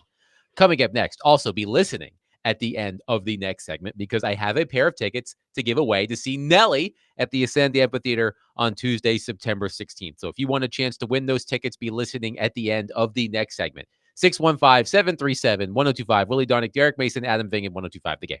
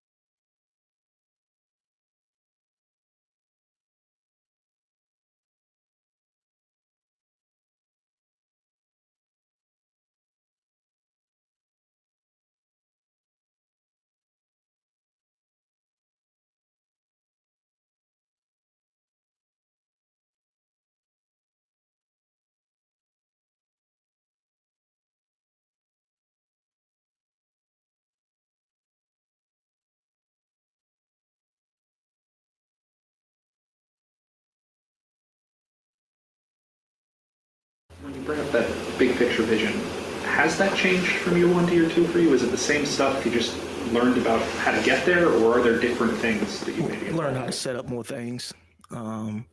Just calling the game, how to call a game, picking and choosing your spots, what you want to present, things of that nature. So, feel more confident in what we're doing and how we're going to do it. That was Denard Wilson the other day, Titans defensive coordinator, ahead of the Titans season opener on Sunday at Denver. You hear Nelly there. At the end of this segment, I will give you the cue to call. You can win a pair of tickets to see Nelly at Ascend Amphitheater in a couple of weeks. So be listening at the end of the segment. But let's continue our conversation about the Titans defense. I mentioned I'm a bit concerned about T'Vondre Sweat. Not in the long term. I believe Denard Wilson said that Sweat has lost weight. I don't know if there's a number on the number of pounds that he's lost. He did not say. But I imagine having a tonsillectomy, being a bigger guy, you're probably going to lose some weight. And I think about Skoronski and what with the that did appendectomy. Yep. to him in the appendectomy. Right. It takes a while. I also use the example of Mookie Betts. He lost 25 pounds early in the season in Japan, and it took him months to get back to his normal play, which he's showing signs of being that player now, but he's had his worst year by far. So I'm concerned about that. Also, when Denard Wilson was asked in the press conference about T'Vondre Sweat, he immediately pivoted first to the depth. Shai Tuttle, Sebastian Joseph Day, they like the interior part of their defensive line, of course, with Simmons, but he was making it sound like Sweat, they're kind of expecting him to maybe not have the full workload to start with, which would be realistic, I would say. But he did say he's practicing full go. Mhm. He's going to be okay. But I think we need to realize that he may not look like himself on day one. I have some numbers on T'Vondre Sweat that I found to be quite impressive. And we had debates on this station about the value of taking T'Vondre Sweat in the second round where the Titans took him. This according to the NFL. When T'Vondre Sweat was on the field last season, the Titans' run defense held opponents to 4.2 yards per carry, which would have been 8th fewest in the NFL, and a 37.8% rushing success rate, 7th lowest. Those are good. Without Sweat, those numbers jumped to 5.3 yards per carry, worst in the NFL, and a 44.9% success rate, 7th highest. So there is the impact that T'Vondre Sweat has when he's on the field. Let's just boil it down. When Sweat was on the field last season, the Titans' run defense held opponents to 4.2 yards per carry. Without him, it was 5.3, which would have been the worst in the NFL. So he didn't get the sacks, right? Mm-hmm. But it's clear T'Vondre Sweat made a noticeable impact on the Titans' ability to stop the run, which Derek was just talking about when he was on the field, which is why I'm a bit concerned about him, because that's key. If the Titans are to accomplish what Derek said before the break, you need T'Vondre Sweat at full go. And they understand that, but unfortunately, because he hasn't practiced much, and I know he will more than likely go through, and only got a day left, every day of practice, and tomorrow is a light day, very light day. That first game of the season, playing in Denver for a guy that hasn't played much or practiced much, you can't expect too much out of him. I expect them to play him 25, 30 plays, somewhere around there.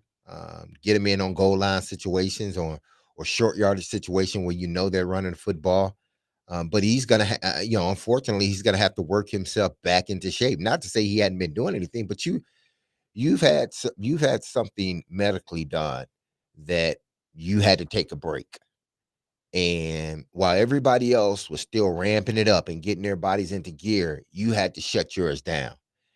And then once you start getting going again, now everybody is a mile or two ahead of you. You don't, as a head coach, you don't want to, work him to death to where when he get into the game, he's worth nothing. You don't have him. You want to gradually through the week and then make a plan for him, 25, 30 plays. But they're going to need him on the field as much as possible, but you don't want to jeopardize the long term for one game. That's why, when Denard Wilson talked about the interior, those guys, it's going to be important. That's why they went out and got guys they feel that may not be T'Vondre Sweat, but can fill in for him and get the job done. Joey from Bellevue, I mentioned that L'Jarius Sneed, who practiced today, the injury report, I have not seen it, but he was limited yesterday with a knee injury. I imagine he's going to be limited every day with a knee injury over the course of the season.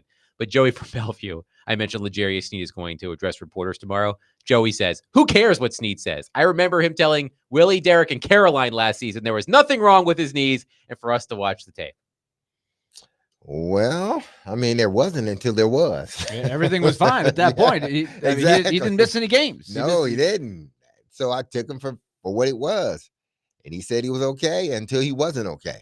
Hey, listen, we can always go back and, listen to someone, say something, and then, days later or years later, something opposite happens. And you can go back, well, I told you, yeah.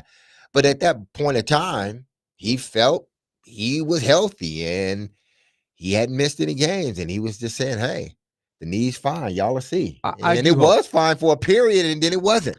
Right. It obviously has not gone well at all. No. It's gone about as bad as it could. Everything you feared with his lack of practicing and what they felt they knew about his knees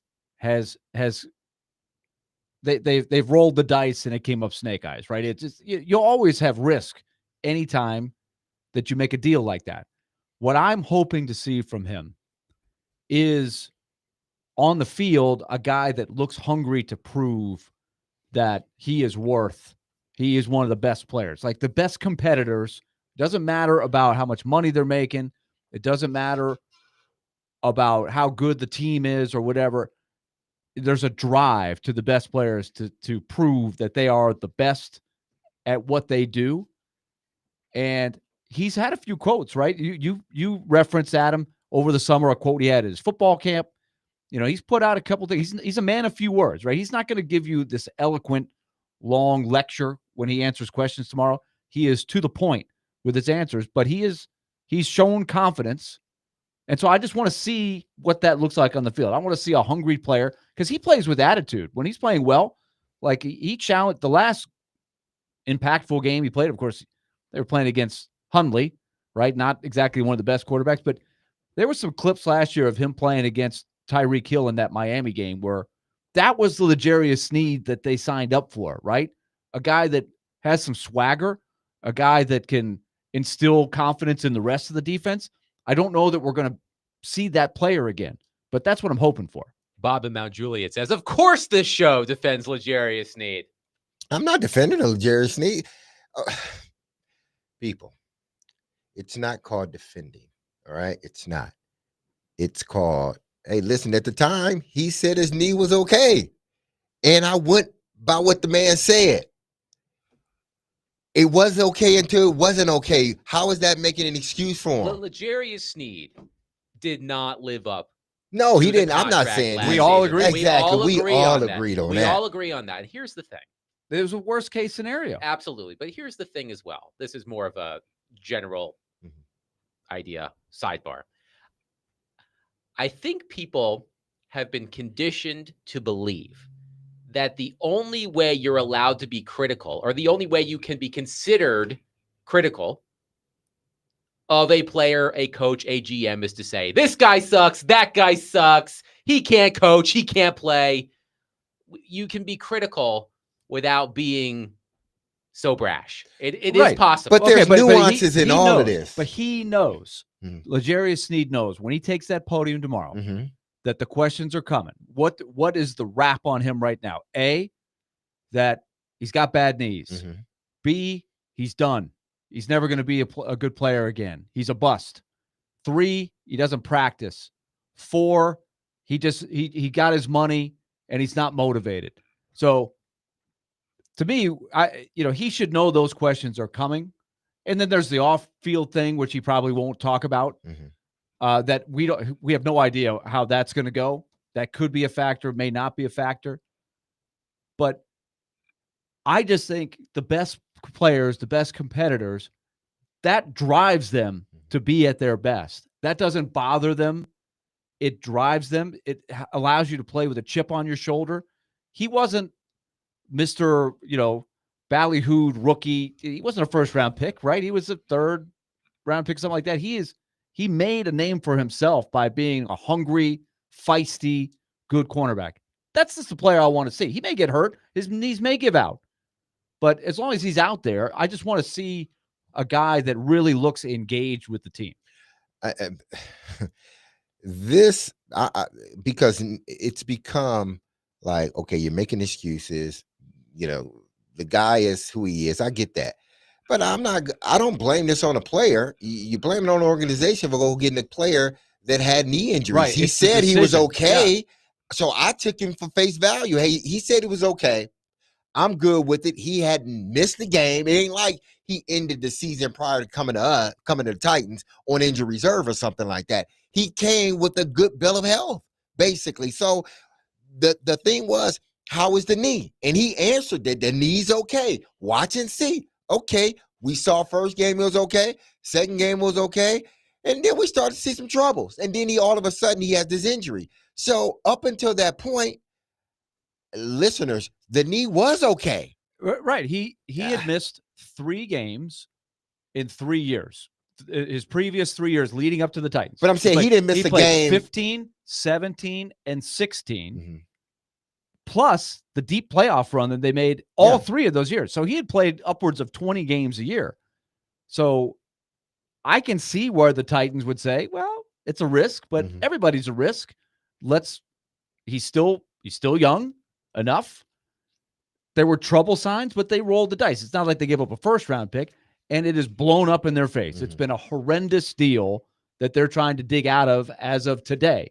But they still have a chance to change the narrative on it, starting with Snead, his attitude, and can he turn his career around? It's a great question. There is one. And we're all skeptical, right? Yes, we are all skeptical. Keep that in mind, okay? We're not wearing our L'Jarius Sneed jerseys today. No. I don't know how many L'Jarius Sneed we are jerseys have all been in sold. show me. Yes. I'll believe it when I see it. Yes. Kind of mode. Yes. One player I feel we haven't talked a lot about on defense who I think is an X factor for this team is Draymond Jones. Draymond Jones, the comparisons are going to be there for Harold Landry since Jones is effectively Harold Landry's replacement. And Draymond Jones, I don't think he's ever had a double-digit sack season. I don't think he's had a double-digit tackles for loss season. I'm just curious about how he's going to do because, as we said, the team needs to have players who can get to the quarterback. And Draymond Jones, let's see here. Draymond Jones, his career high in sacks is 6.5. He's done it twice. Right. So we hit this last week. Remember who Jones was signed to do. This is where Denard Wilson was talking about we have guys who fit our scheme better. Jones is not brought in to get 10 sacks. Same thing with Ward on the other side. They're bigger, stronger guys who set the edge and are hopefully going to help them get into better, favorable third down, obvious passing situations, right? Where guys like Oladejo or the matchups, maybe you get the best out of Arden Key. But those guys were brought in for it because fans always look right at the sacks. Hey, do you rush the quarterback well? Well, let me have how many sacks did you get? Right. And Denard Wilson has been trying to stress we got to do this by committee. So I wouldn't look at the individual numbers for Ward and Jones. It's more, are they doing what they were brought in to do? And that is set the edge on the inside and make them into what you want, D-Mace, a run stuffing team that's really tough to run it against. And they put themselves into obvious passing situations. 615-737-1025. Let's rename our show the L'Jarius Sneed Fan Club, featuring Willie, Derek, and Adam, I suppose. I promised a giveaway, so let's do it. Be caller number 3 at 615-737-1025, and you can win a pair of tickets to see Nelly at the Ascend Amphitheater on Tuesday, September 16th. Caller number 3, 615-737-1025. A pair of tickets can be yours to see Nelly at Ascend on Tuesday, September 16th. Willie Donick, Derek Mason, Adam Vingan, 1025 The Game.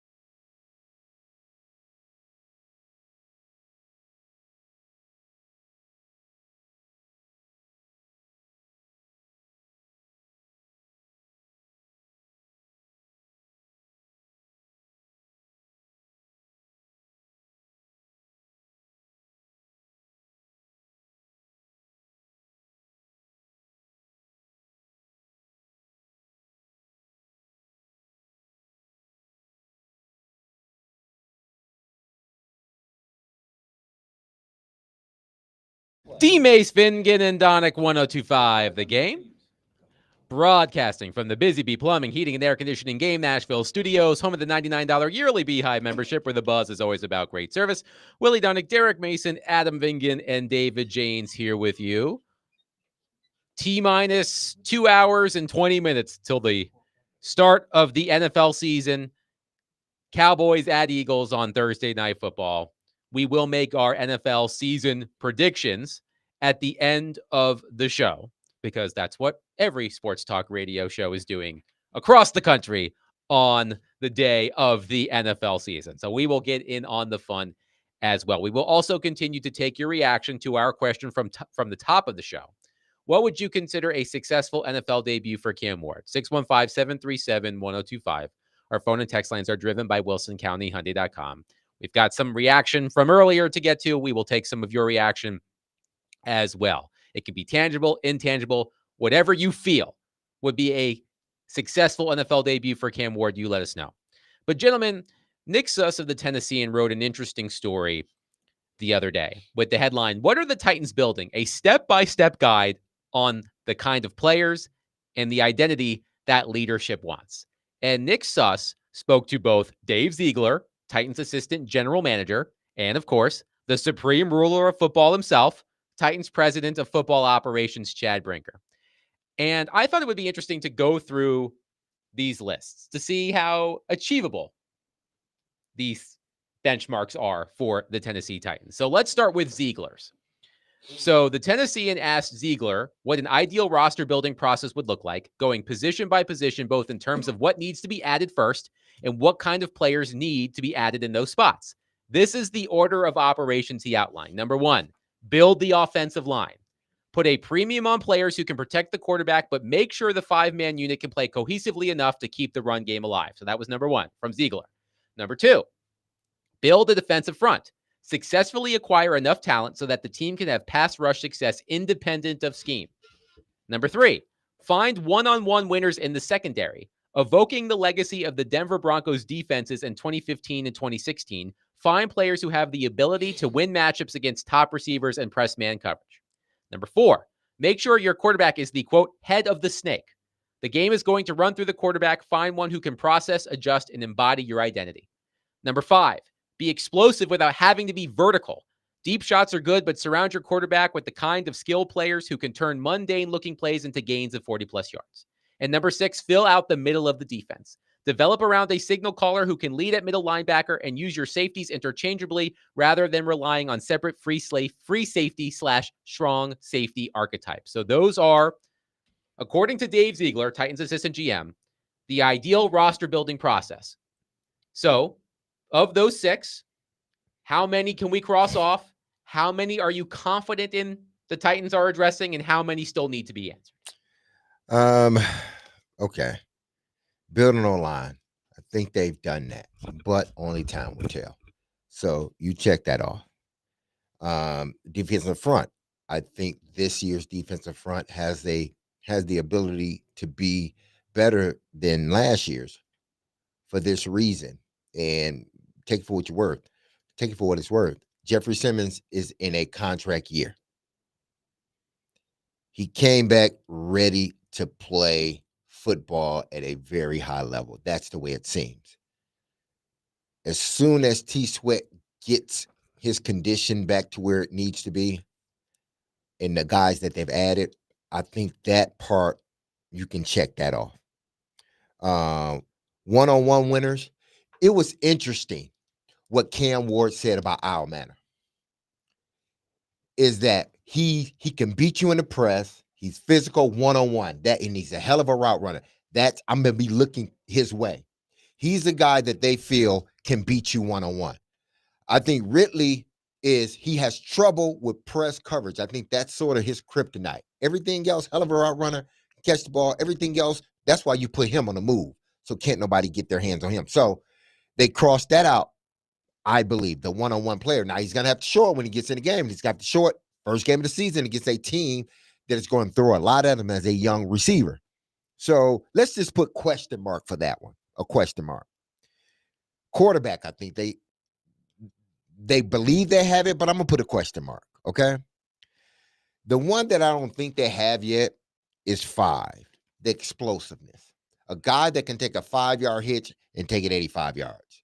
They thought Tajay Spears, but he's always hurt. Can't seem to find him. He's missed more games lately than not. That was the guy in their mind, at least from the running back position, that can take a 5-yard, angle route or out route and take it up the field and get a lot of yardage. Outside of that, I'm not sure right now. Calvin Ridley is explosive, but he's more explosive down the field than he is catching a 5-yard slant and taking it to the house. They're hoping possibly Helm can be that, Gunnar Helm, and Chigakonkwo. They're hoping he can be that as well. But to me, that's a question mark because right now, as we sit, you don't have a person that can take a 5-yard hitch or a 5-yard slant or a 5-yard angle and out and take it 85 or 75 or 65. You don't have that guy that is proven yet. And then the line, I like what they're doing with the linebacker position, bringing in Cody Barton. Cedric Gray seems like he's going to be a player. He looked awesome in preseason. He looked faster. He looks like he's a guy that will benefit from having those big bodies in front of him. Why? Because he can hit those gaps very fast. So to me, out of the 6, there's 3 check marks, and really the rest are question marks. I like the list, number 1. I think it's a really good checklist. But remember the backdrop of what Ziegler is. This Ziegler's first year? Did with he come the Titans, in? yes. He came in with the Titans in this group with Borgonzi, right? Yes. So And, remember, and Reggie McKenzie. I will always make this point when you're trying to evaluate the first-year guys and also Brian Callahan, the second-year guys, right? They inherited a roster that had 4 drafts, 4 years of drafts, where your 3 best players are Peter Skoronski, Chigakonkwo, and Roger McCreary. Those are your 3 best players. That's a tough set to work. You are not going to be able to answer all these questions with we're set. That's impossible. It's impossible. So I just like how they've laid out what the vision is. It's going to take time for them to get what they're looking for in these 6 things. You hope that they're on their way on the offensive line because they have been working on that the last couple of years. They have been putting some time and investment into that. So I hope they have that. You're hoping that from a makeup standpoint, that Ward is what they hope he will be. And I do like how he composes himself at the podium. I do think he's a leader. He appears to be the guy that has the ability to be. I like how he answers the questions. I like that there's no BS. He looks like he's all about business and winning. I like that. So I think the head of the snake, I think he potentially could be, but we won't know until he goes out there. The other ones they don't have. They don't have any of the other ones right now. It's a no. You're hoping that you get closer and you find some things out about the team this year, but they're just not going to have that right now. Well, when I speak of the offensive line and defensive line, I think what they wanted to do in free agency, they were able to do. But again, we won't know until they really get in the season. But they wanted to address the offensive line with some good players. And I feel they have. They wanted to address the defensive line with some depth and some good players. I think they have. Marginally better with what they had to work with. Exactly. I think they've done what they were trying to do. Now, the 101, that's a question mark to me because you don't know if you had that guy. You won't know until you actually get out there in games. They believe they had that guy. That's why Io Manor is starting because he's a more physical presence than Van Jefferson. They believe that physical presence can beat a one-on-one coverage, especially when you're playing against a team like Denver that probably uses that single coverage a lot more than some other teams. So he may fit perfect with what they want to do. Again, like you said, the quarterback position, we're going to find out. It looks good. It looks good right now. It looks like it's trending in the right direction, but we'll find out more. And then the linebackers, it seems like they're at least the middle. I'm not talking about the outside guys. I'm talking about the middle, Barton and Cedric Gray.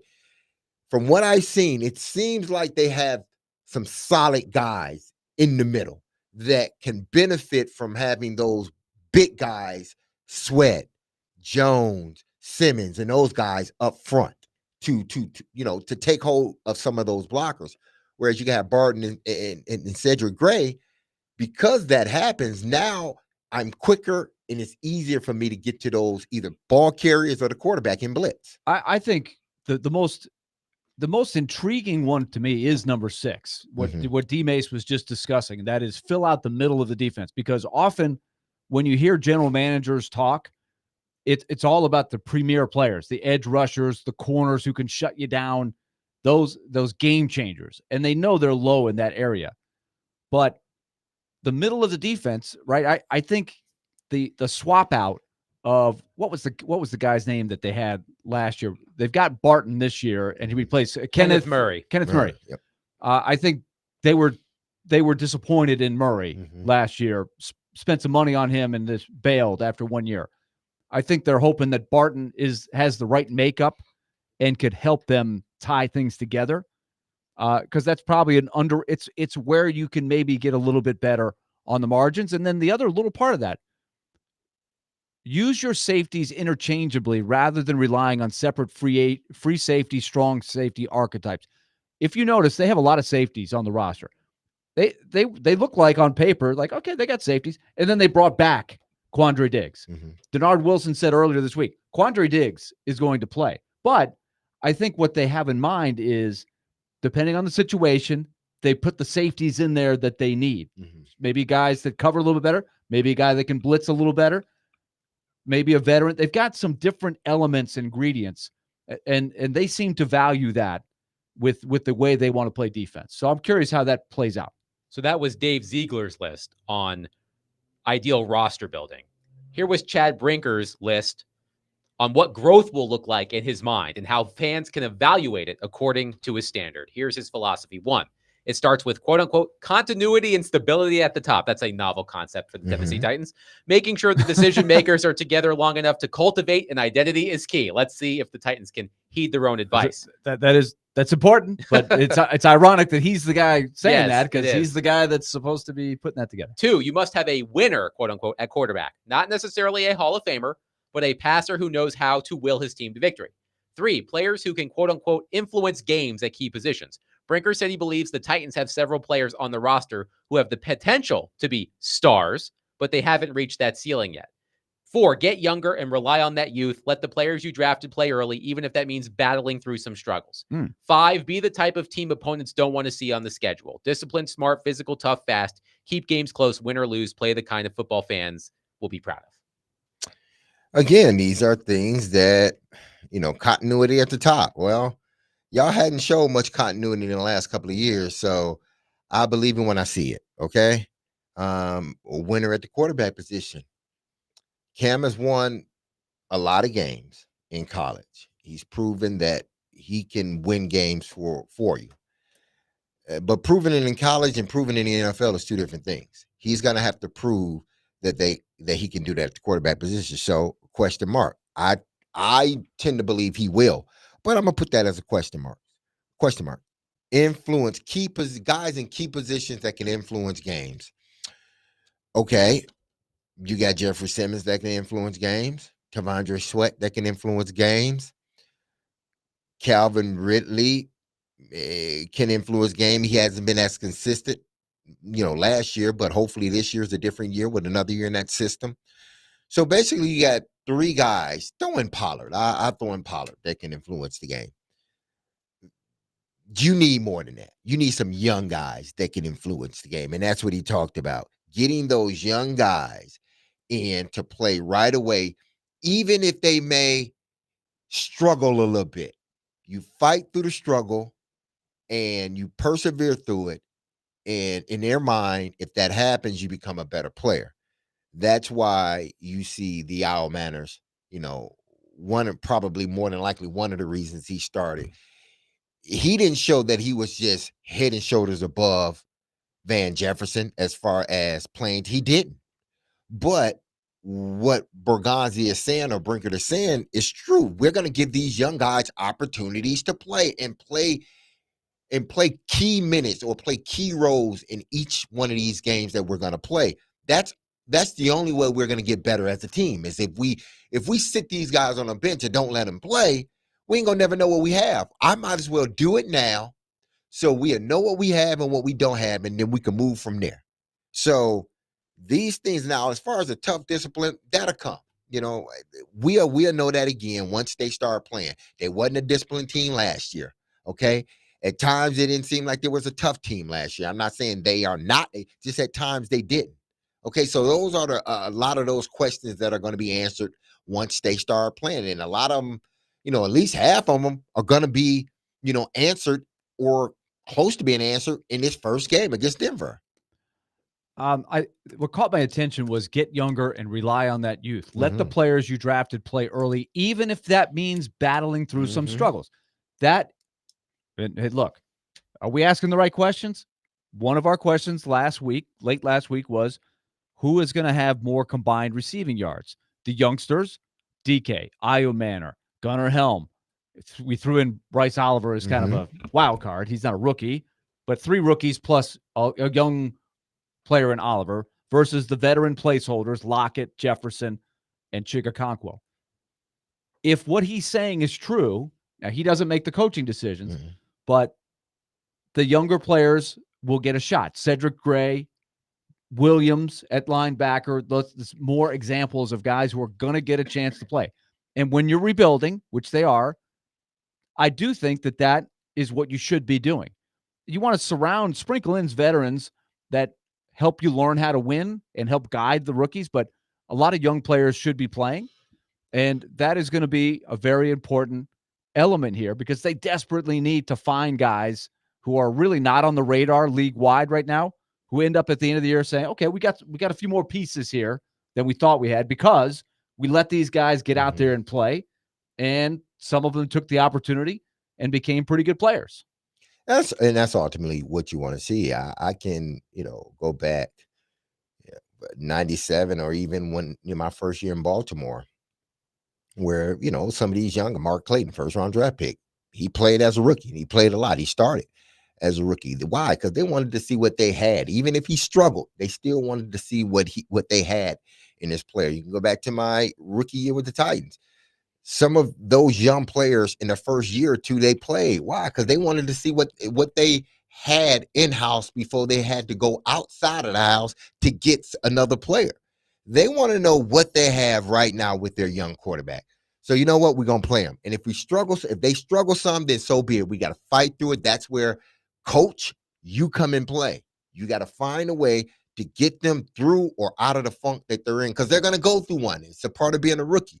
But how fast can we get them out that? If they're players, they're going to come out of it. If they're not, we're going to know at the end of the season. So then we know what to go get in next year's draft and free agency. 615-737-1025. Your thoughts on Dave Ziegler's and Chad Brinker's checklists on what growth for the organization looks like, what the ideal roster building plan is. Let us know. 615-737-1025. Coming up next, we will get back to our main question of the day.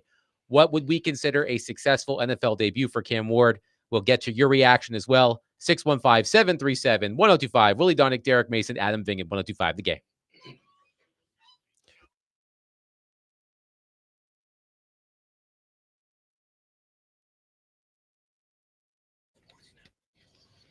Hey, it's Derek Mason. If you're thinking about your home's curb appeal, don't overlook your garage. It's the biggest opening in your house. That is why I always recommend All Four Seasons Garage Doors. Owned by Dan Watkins, this is a locally run, family-owned business you can trust. They've got a huge selection of garage doors. So if you're ready for a new look, this is the place to go for quality. And if you just need a fix, whether it's a spring replacement, opener replacement, section replacement, or any repair, they'll get it done right. They can even quiet that noisy garage door or opener that's been driving you crazy. Installation, nobody does it better. They're big enough to serve, but small enough to care. That's why so many Middle Tennesseans trust them with their homes. Check them out online at all4seasonsgarages.com. That's all four, the number 4, seasonsgarages.com. When trust matters, call All Four Seasons Garage Doors.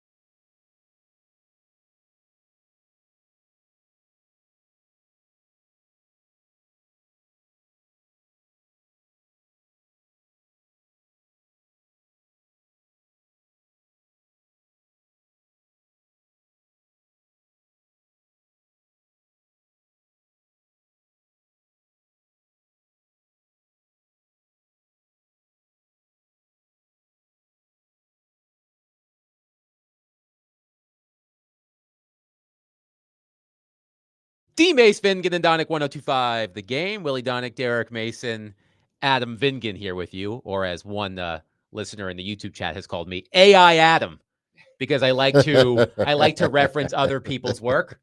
You like to give people credit. Discussing topics about the Tennessee Titans and other things. Absolutely. You got to set it up. It's about setting it up. You set the table Yeah, for exactly. a good, spirited discussion. Yes. Yeah. That's what we do. This chatter wants me to have an opinion. So here's an opinion. But they're still listening. Here, I mentioned that. Here's an opinion. Go sit on the screw. There's an opinion for you. How about that? Let's get back to our conversation about the Tennessee Titans and Cam Ward at 615-737-1025. What would you consider a successful debut for Cam Ward? One texter says, give me at least 10 of 15, around 180 yards, 1 touchdown, no interceptions. Not doing too much and not forcing anything should help him keep his confidence. One texter went specific. Cam Ward first game, 18 of 30, 225 yards, 1 touchdown passing, 1 touchdown rushing, 1 interception, 30 rushing yards, 3 sacks taken. Let's see, where else can we go here? I know we have more, but let's just start there as I look for more and I get more. Again, the statistics tell you that it's going to be a rough go for Cam Ward. Mm-hmm. Since 2000, quarterbacks drafted number 1 overall who started week 1 the year they were drafted are 2-8-1. That one tie, by the way, Kyler Murray. The 2 winners, Caleb Williams last year against the Titans and David Carr more than 20 years ago. And as I said earlier, David Carr, there weren't a whole lot of other wins after that. So Bryce Young lost, Trevor Lawrence lost, Joe Burrow, Jameis Winston, Andrew Luck, Cam Newton, Sam Bradford, Matthew Stafford. They all lost as week 1 starters as rookies after being the number 1 overall pick in the draft. And remember, we mentioned this earlier with Caleb Williams. The Bears won the game. Mm-hmm. Caleb Williams became the first number 1 overall pick quarterback to win his debut since David Carr. So more than 20 years. But remember, Caleb Williams was 14 of 29 for 93 yards, no touchdowns, no interceptions, fumbled once, was sacked twice, was off target on 31% of his throws, and averaged 3.2 yards per pass attempt. So yes, the Bears won the game. And I'm sure we're Bears fans who said, hey, it was a successful debut. Caleb Williams is the quarterback of record. He won the game. But I remember watching that game and leaving thinking to myself, Caleb Williams, he didn't look very good. Right. And hopefully for his sake, he will learn from what he went through last year. And of course, he, on top of that, is dealing with a lot of the pitfalls, the minefields that a lot of rookie quarterbacks face. Is they throw a lot of different things at him. They change the coordinator, they change the coach. And so we documented all that yesterday in our discussion about the history of the league ruining high-end prospects. But I think, to me, Cam Ward, you cannot, we can't put too much stock in this. We're going to overreact to this game, whether he goes out and lights it up or looks completely out of place and is taken to the woodshed, right? But we documented Peyton Manning, Troy Aikman, and John Elway, 3 Hall of Famers, 3 of the best that have ever played. They all stunk the joint out in their first game as the first overall pick. So whatever happens, it's going to be how Cam Ward grows and learns and is supported from the result. That's how I look at it.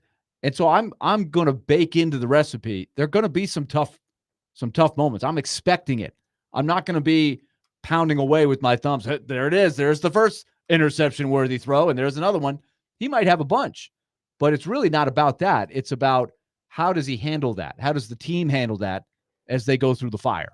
Craig says, I would just love to leave the game Sunday thinking, okay, Cam looks like he can do this from an eye test perspective. And I think that's where I'm at as well. And you know me, I love numbers, and I feel like I have some benchmarks I want to see. For example, those 11 quarterbacks I just listed, their total completion percentage was 53.8%. I would love to see Cam Ward complete at least 55% of his passes. I think 60% may be raising the bar a little too high. I'm going to set it at 55%, which would be more than we've seen over the past 25 years from quarterbacks in the same position. I looked at turnover-worthy plays for the past 2 number 1 overall pick quarterbacks in their debuts, Caleb Williams and Bryce Young. If I recall correctly, they each had 2. I'd be willing to give Cam Ward 2 turnover-worthy plays. I mean, I would hope that they're not both interceptions and return for touchdowns, but he is not going to be perfect in this game. He is going to make mistakes as a young quarterback.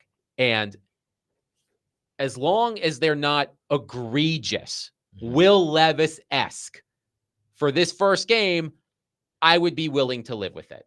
Now, as the season progresses, my tolerance will wane. But for the first game, considering the situation, considering the opponent, considering the caliber of defense he's going to play, considering the history of number one overall quarterbacks in this spot, I'm willing to be a little bit more lenient on Sunday than I may be over the course of the season. Well, I mean, I can come out and say, if he don't complete 65% of his passes and he don't throw three touchdowns, he trash. He trash. We don't want him no more. I can do that type of show. I can do it. That's easy to do. It's an easy show to do. But we're talking nuance here. We're talking actually being in the game. And what do we actually expect? Knowing the NFL like I do and understanding it the way I do, what is realistic? 65% isn't realistic. It'd be great if he came out there and did it against the number one defense in the National Football League in their home stadium. That would be great to do. And if he didn't do it, I can sit here and say he trashed. They need the next quarterback. But I'm not going to do that. That's not what we do here. Okay? It's all about nuance. It's all about looking at the game and knowing the history of this game and seeing, okay, what does it look like? Do I want him to go out there and have a horrible game? No, I don't. But I know in this league that even the ones that turn out to be the great ones, that first game, that first year is like, the article said it, like, how many professions do you know that takes a 21-year-old and just plop them and say, run my company? Now, run it. You are the head of this whole company. Now run it. I'm going to answer that question for you. Outside of sports, I don't think there are many, unless you are doing it, it's your company. But outside of that, none of these CEOs are going to hire a 21-year-old and say, be the face of my company and run it. We saw the movie Tommy Boy. Exactly. We saw it with Chris Farley. He struggled. Exactly. He struggled big time. A lot of Mightily. kids go to college for 7 years. Exactly. There we go. So I can get on and I can give that. And yeah, some people will enjoy it. Some people, some people will understand that that's just a bunch of hot air. Okay. Listen, if Cam, and I've said this before, if Cam comes in and he looks like a starting NFL quarterback, he's going to look like a rookie at points in the game, I'm sure. But how does he react after he have one of those rookie moments when he throws an errant interception or he takes a sack, trying to make a play and he ends up taking a 15-yard loss? How does he come back as a player? Does he shake it off and he's locked in on what he's doing? Or does it look like Caleb Williams last year, where he just kept running around and just throwing the ball everywhere because he never settled in? If I see that, then okay, we may need to sit and really, evaluate, this moving forward. But if I don't see that, if I see a guy that makes a few mistakes, yeah, he may throw an interception, he may fumble the ball. But if he stays poised and he continues to show that leadership and he continues to develop within the game, because you can do that. You can develop within the game because, what's his name? Vance Joseph. He's going to throw a defense at him at least 3 times, okay? He's going to throw the same look at him at least 3 times in this game. He may get fooled the first time, but if he's developing, he won't get fooled the second time, and he damn sure won't get fooled the third time.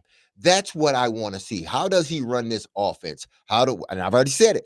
How does he and Brian Callahan, how does that relationship, that communication looks? I want to see if Brian is seeing one thing and Cam is seeing another, we ain't on the same page. I'm calling a play because I believe as a coordinator, you see it the same way I see it. Now make a play. If I see that, and I've seen some of it in preseason, if I consistently see that, then okay. But I'm not going to make some lofty, prediction just to have, some type of, just grandiose opinion or whatnot. I just want to see the small things. And sometimes the small things don't need to be screamed the loudest. I think my biggest standard, my highest standard for the offense is definitely not for Cam Ward. It's for the offensive line. To me, a lot of it depends on that the is an offensive line. enormous thing. That's where I will be disappointed if they look discombobulated or they don't look improved there. And I realize you can't put everything, just because something happens in week one doesn't mean it will happen throughout the year.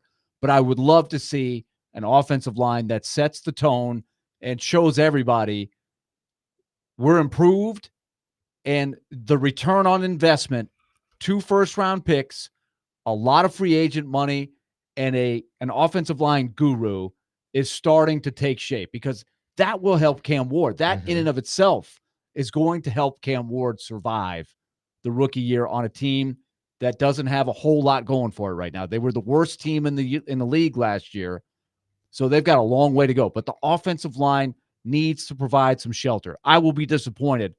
I have a higher standard for them more so than Cam Ward.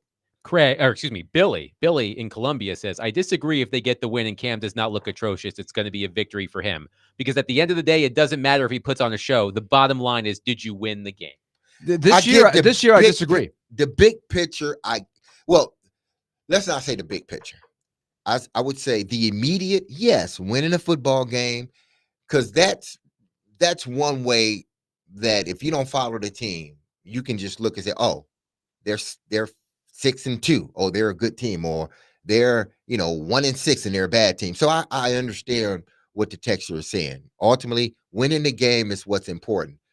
But I think what Willie is going to what he's going to say once he takes over here is, yes, the victory is important, but I want to see the development. I want to see, how does Cam look? This team they may win, they may not. They may win 10 games in the season, but more than likely, what? They will not win 10 games. But because all of this is sort of pointed toward Cam. How does he develop as the season goes, and it starts first with the Denver Broncos. How does he look during the game? And how would you evaluate him after the game? Did he look like a rookie at times? Yes. But did you see some development in it as well? It's not, I understand. The right now is win the game. But I want to know that he's going to be okay 10 games from now. And if they win a game and he looks bad, that's not good. Ask the Chicago Bears. They will tell you, yeah, just because we won that game, Caleb Williams wasn't good, and he wasn't good for the rest of the year. It wasn't just that game. Yeah. So if they lose, but if Cam looks as if he's developing, then that's good for me. 615-737-1025. All right. We are less than 2 hours away from the kickoff of the NFL season. So we will make our NFL season predictions. We will do that next to wrap up the show. Willie Donick, Derek Mason, Adam Vingan, 1025 The Game.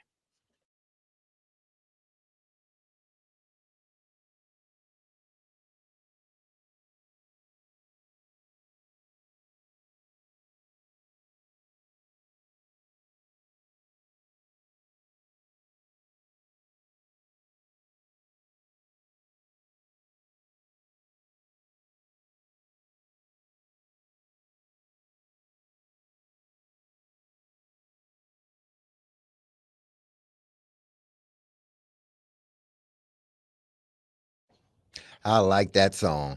Derek Mason here. And if you've been injured in a motorcycle accident, go to lawtigers.com for your free case evaluation. Even if your accident was months ago, you have nothing to lose by calling Law Tigers. Insurance companies want to pay out as little as possible, or frankly, nothing at all. Law Tigers make sure you get the compensation you deserve and doesn't get paid until your case has been settled. They understand how much your bike is worth to you, and they will help you get it all repaired, or better yet, replaced. Law Tigers is the resource the motorcycle community turns to when in need. So whether it's to support you in an event, or if they see you broken down on the side of the road, with Law Tigers, you'll never ride alone. So call 1-800-LAW-TIGERS or visit lawtigers.com. Law Tigers is powered by Freeman and Fuson, and you can find them in Nashville, located at 2126 21st Ave South. That's Law Tigers, Tennessee's motorcycle lawyers.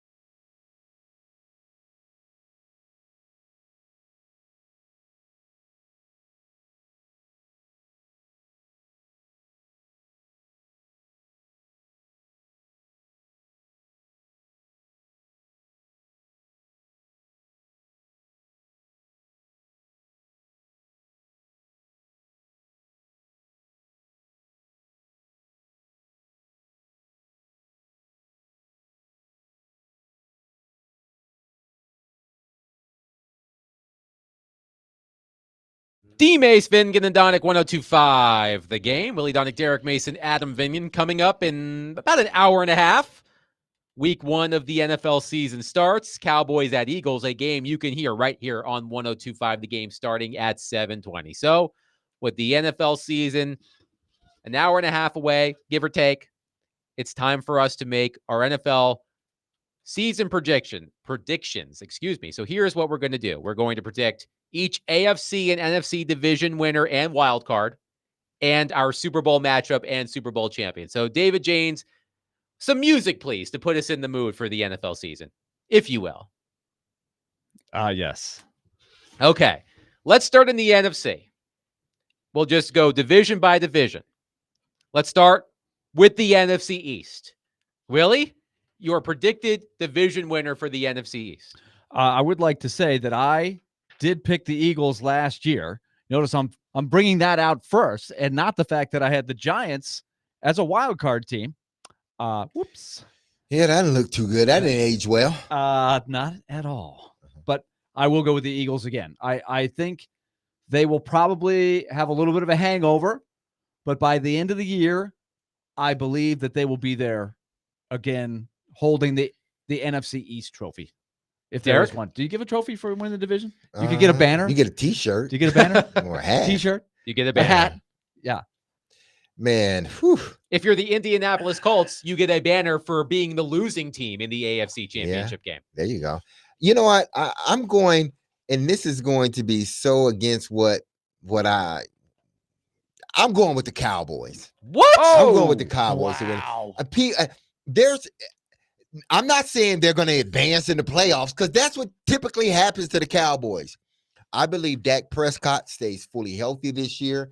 And when you have a healthy Dak Prescott, you have a really good Dallas team during the regular season. I'm not saying what he's going to do in the playoffs. I'm saying if he stays healthy, which I believe he will, with the addition of Pickens. I know they lost Parsons, and that's going to be, you can't replace that. I just think Dallas, there are so many people on Dallas. Dak's going to stay healthy, and Dallas is going to win that division. You're nuts. I also take the Eagles to win the Tell me. NFC East. Let's go to the NFC West. Willie Donick, your NFC West selection. NFC West. Ooh, I don't like Stafford's back. I think Neither that's do a I. time bomb. I'm not a big believer in Sam Darnold. I picked the 49ers to win the Super Bowl last year. Whoops. And it all went bad. And I don't have the guts to pick the Cardinals. So I will take the 49ers as a bounce back. This is a last hurrah for them. And there's a lot riding on this season for them, because this might be it for their window. But I'm taking them. I also take the 49ers, the league's most injured team last season. Also, we need the worst to first in the division every year, right? Basically every year, the Niners qualify. I, too, will take the San Francisco 49ers. Derek Mace. Oh, boy. I think the best team in this division or this conference is the Rams. I'm picking the Rams. I think if Matthew Stafford can't finish the season, I think that Jimmy Garoppolo, with the players they have on offense, I think Jimmy Garoppolo can, say if Matthew Stafford goes down week 7 or 8, I think Jimmy Garoppolo can carry them the rest of the way. I think they have a really good defense.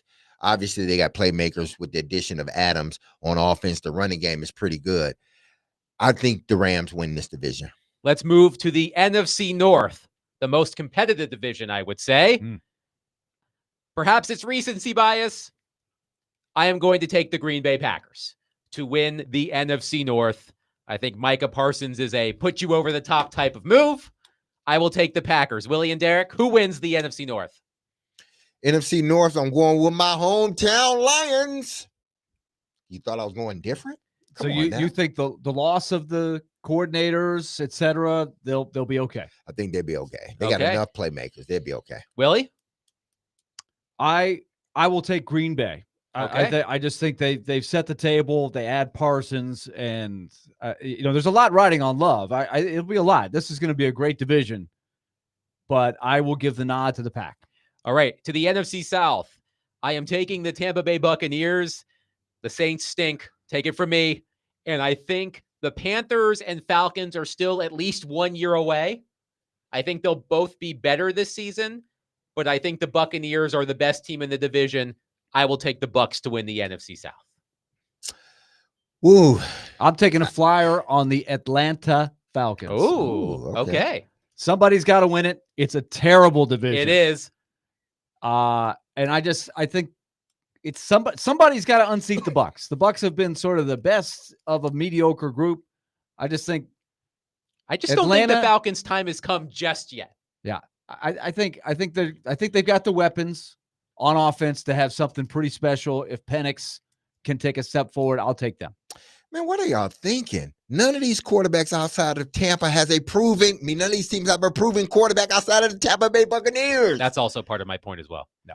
Tampa wins this division, Okay. hands down. Okay. Hands down. Quickly. Willie, you let's- want to change yours? Nope. I'm going Willie's with the going Falcons. with the Falcons. This could Okay. be bad. This could be really bad. Quickly, let's run through wild cards 1 through 3.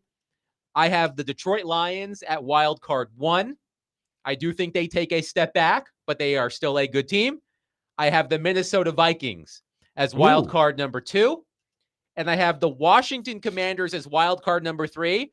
I will admit, I strongly considered leaving Washington out of the field for the Arizona Cardinals. I've been reading a lot of good things about the Arizona Cardinals, but to me, it came down to the quarterback. I'm more confident in Jaden Daniels than Kyler Murray. So my wild card teams, 1 through 3, Detroit, Minnesota, Washington. Willie?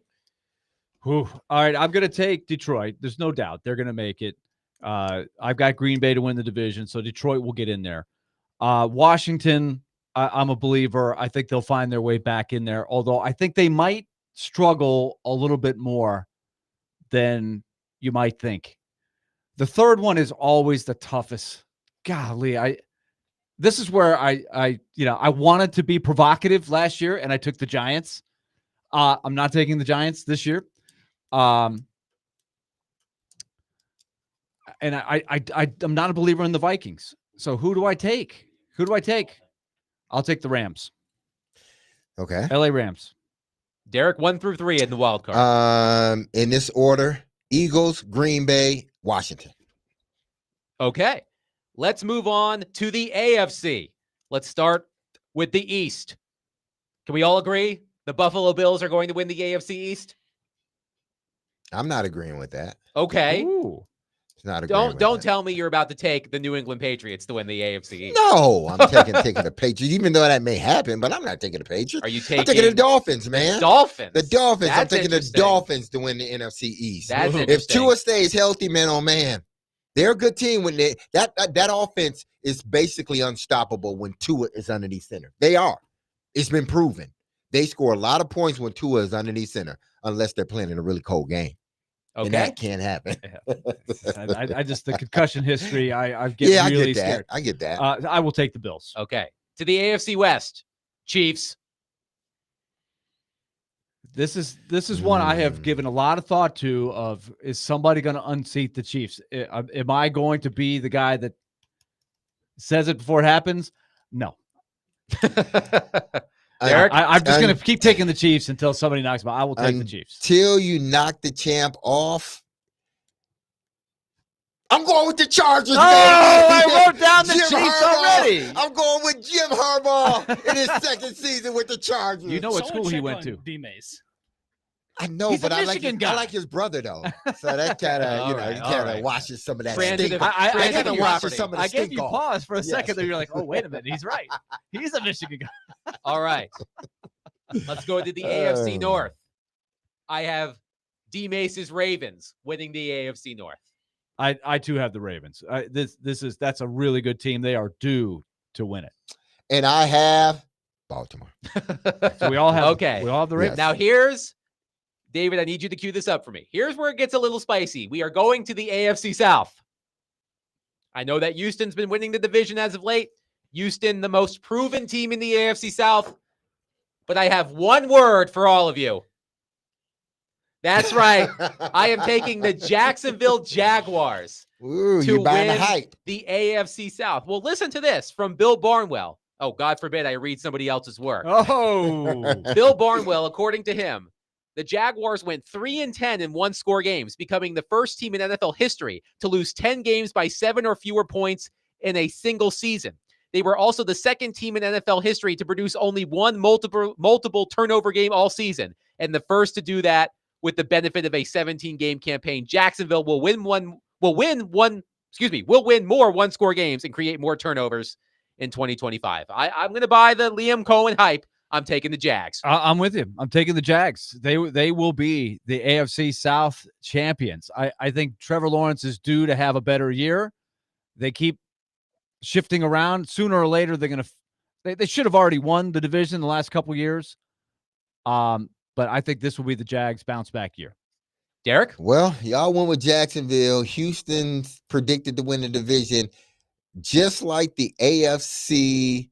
The NFC South. There's really no proven quarterbacks outside of CJ Stroud. But I'm going with Indianapolis and Daniel Jones. Yes. I'm going with Indianapolis We need to and check. Daniel Jones. We need Yes. to check. Indianapolis. Yes. We need to check. Yes. Hold on. Yes. Okay. All right. Okay. Yes. All right. I'm telling y'all. All right. Just let that sink in for a Yes. moment. Let's move on to the wild cards 1 through 3 in the AFC. Wow. I have Cincinnati as wild card 1, Denver as wild card 2. And look, this team, they make the playoffs every year. They don't win playoff games anymore, but they make the playoffs every year. I will have the Steelers as wild card 3. So 1 through 3, Cincinnati, Denver, Pittsburgh. I feel like I should let D-Mace go last because he's got these singers that are shocking You people. sure you want me to go last? Okay. You want me to go now? Yeah, no, you Okay. go ahead. Go ahead. All right. The first wild card for me is KC. Then Buffalo. Whoo, this is a tough one, man. You win Cincinnati. Cincinnati, their defense, they didn't do anything to fix their defense, and they had those same offensive players. They're going to last score year. a lot of points. And they can't stop nobody. And a lot of teams will score a lot of points against them. So, with that being said, I am going to pick the Pittsburgh Steelers As Mike wild Tomlin. card 3. 3. So Yes. so what go through your 1 through 3 again. KC, Uh-huh. Buffalo, Okay. Pittsburgh. Okay. Okay. Willie? I'm going to go with Cincinnati. I think they're going to outgun enough teams. There's no way you should miss the playoffs. They should not have missed the playoffs last year. When you have Joe Burrow, They just can't find a stop way. nobody. No, it was awful. They can't just stop nobody. find a way to play okay defense, and you're going to make the playoffs. I do believe in the Chargers. Mhm. They will make the playoffs. And then the third one is the tough one. And you guys, I don't know why. I'm with you guys. I'm leaning towards Pittsburgh. I'm saying that Denver will miss the playoffs. I think they Interesting. will regress. Okay. And I think they're going to squeeze one decent year out of Aaron Rodgers, and it'll be a Mike Tomlin-esque 10-7, barely get in there. All right. We've got a minute left. So let's quickly go through our Super Bowl Oh my! matchups. In the Super Bowl, I have the Baltimore Ravens representing the AFC. I have, again, perhaps recency bias, the Green Bay Packers representing the NFC. And I know Derek's going to like this. David's going to like this. I think this is the year Lamar Jackson breaks through. I have the Baltimore Ravens defeating the Green Bay Packers in the Super Bowl. That's a good one. I like that. Out of the NFC, I got my hometown Lions.